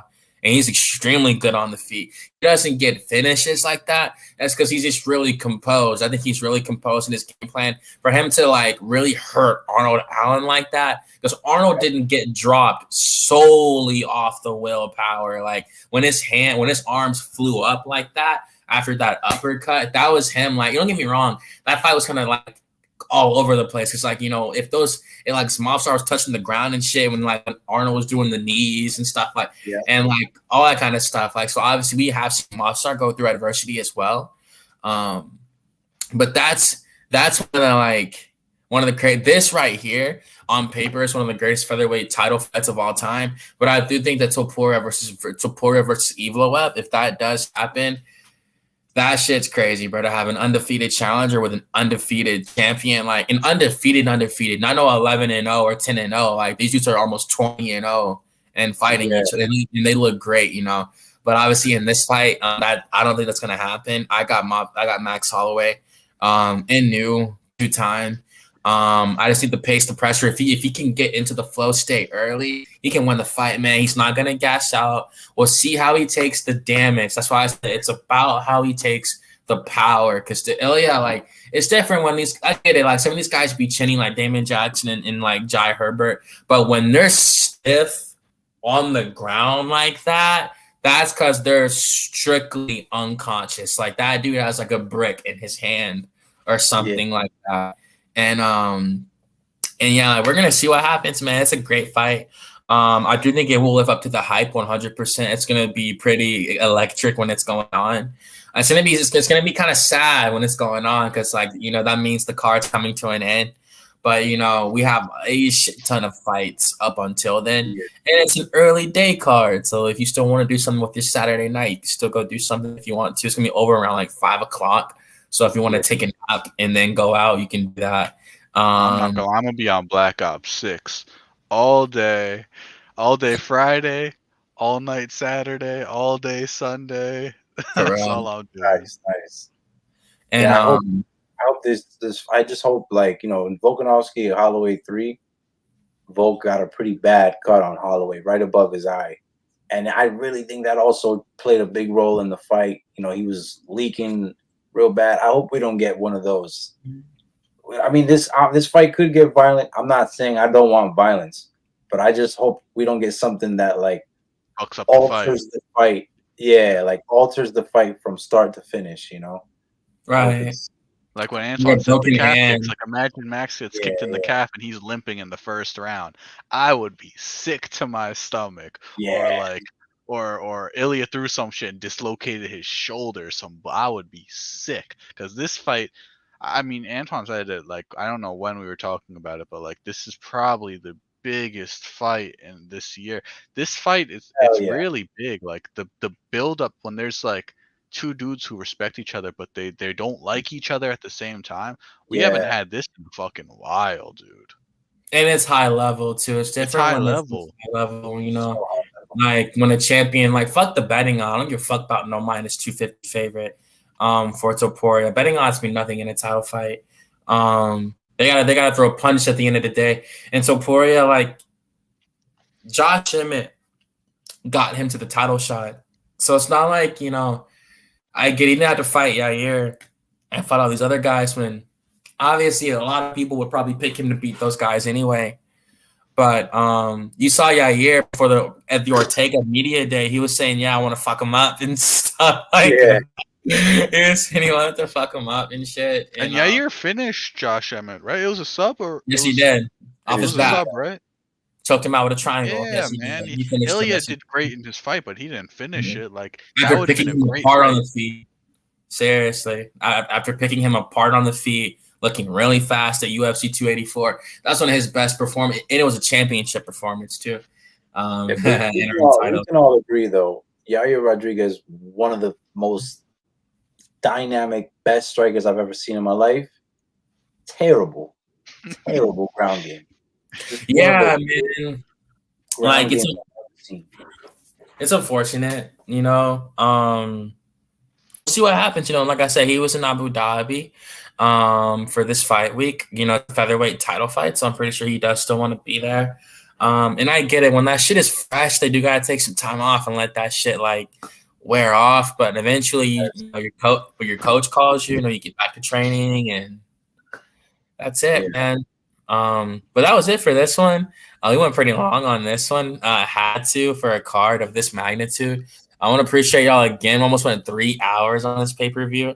I enjoyed every minute of it, most definitely.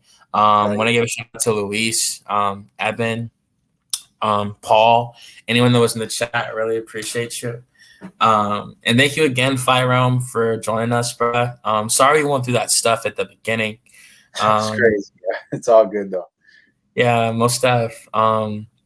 And that's it, man. You know, we got UFC 309 after this New York card, the annual New York card. It's actually less than a month away from 308. So it's always good when the pay-per-views aren't too far apart from each other. We'll see how that goes when we got John Jones coming back.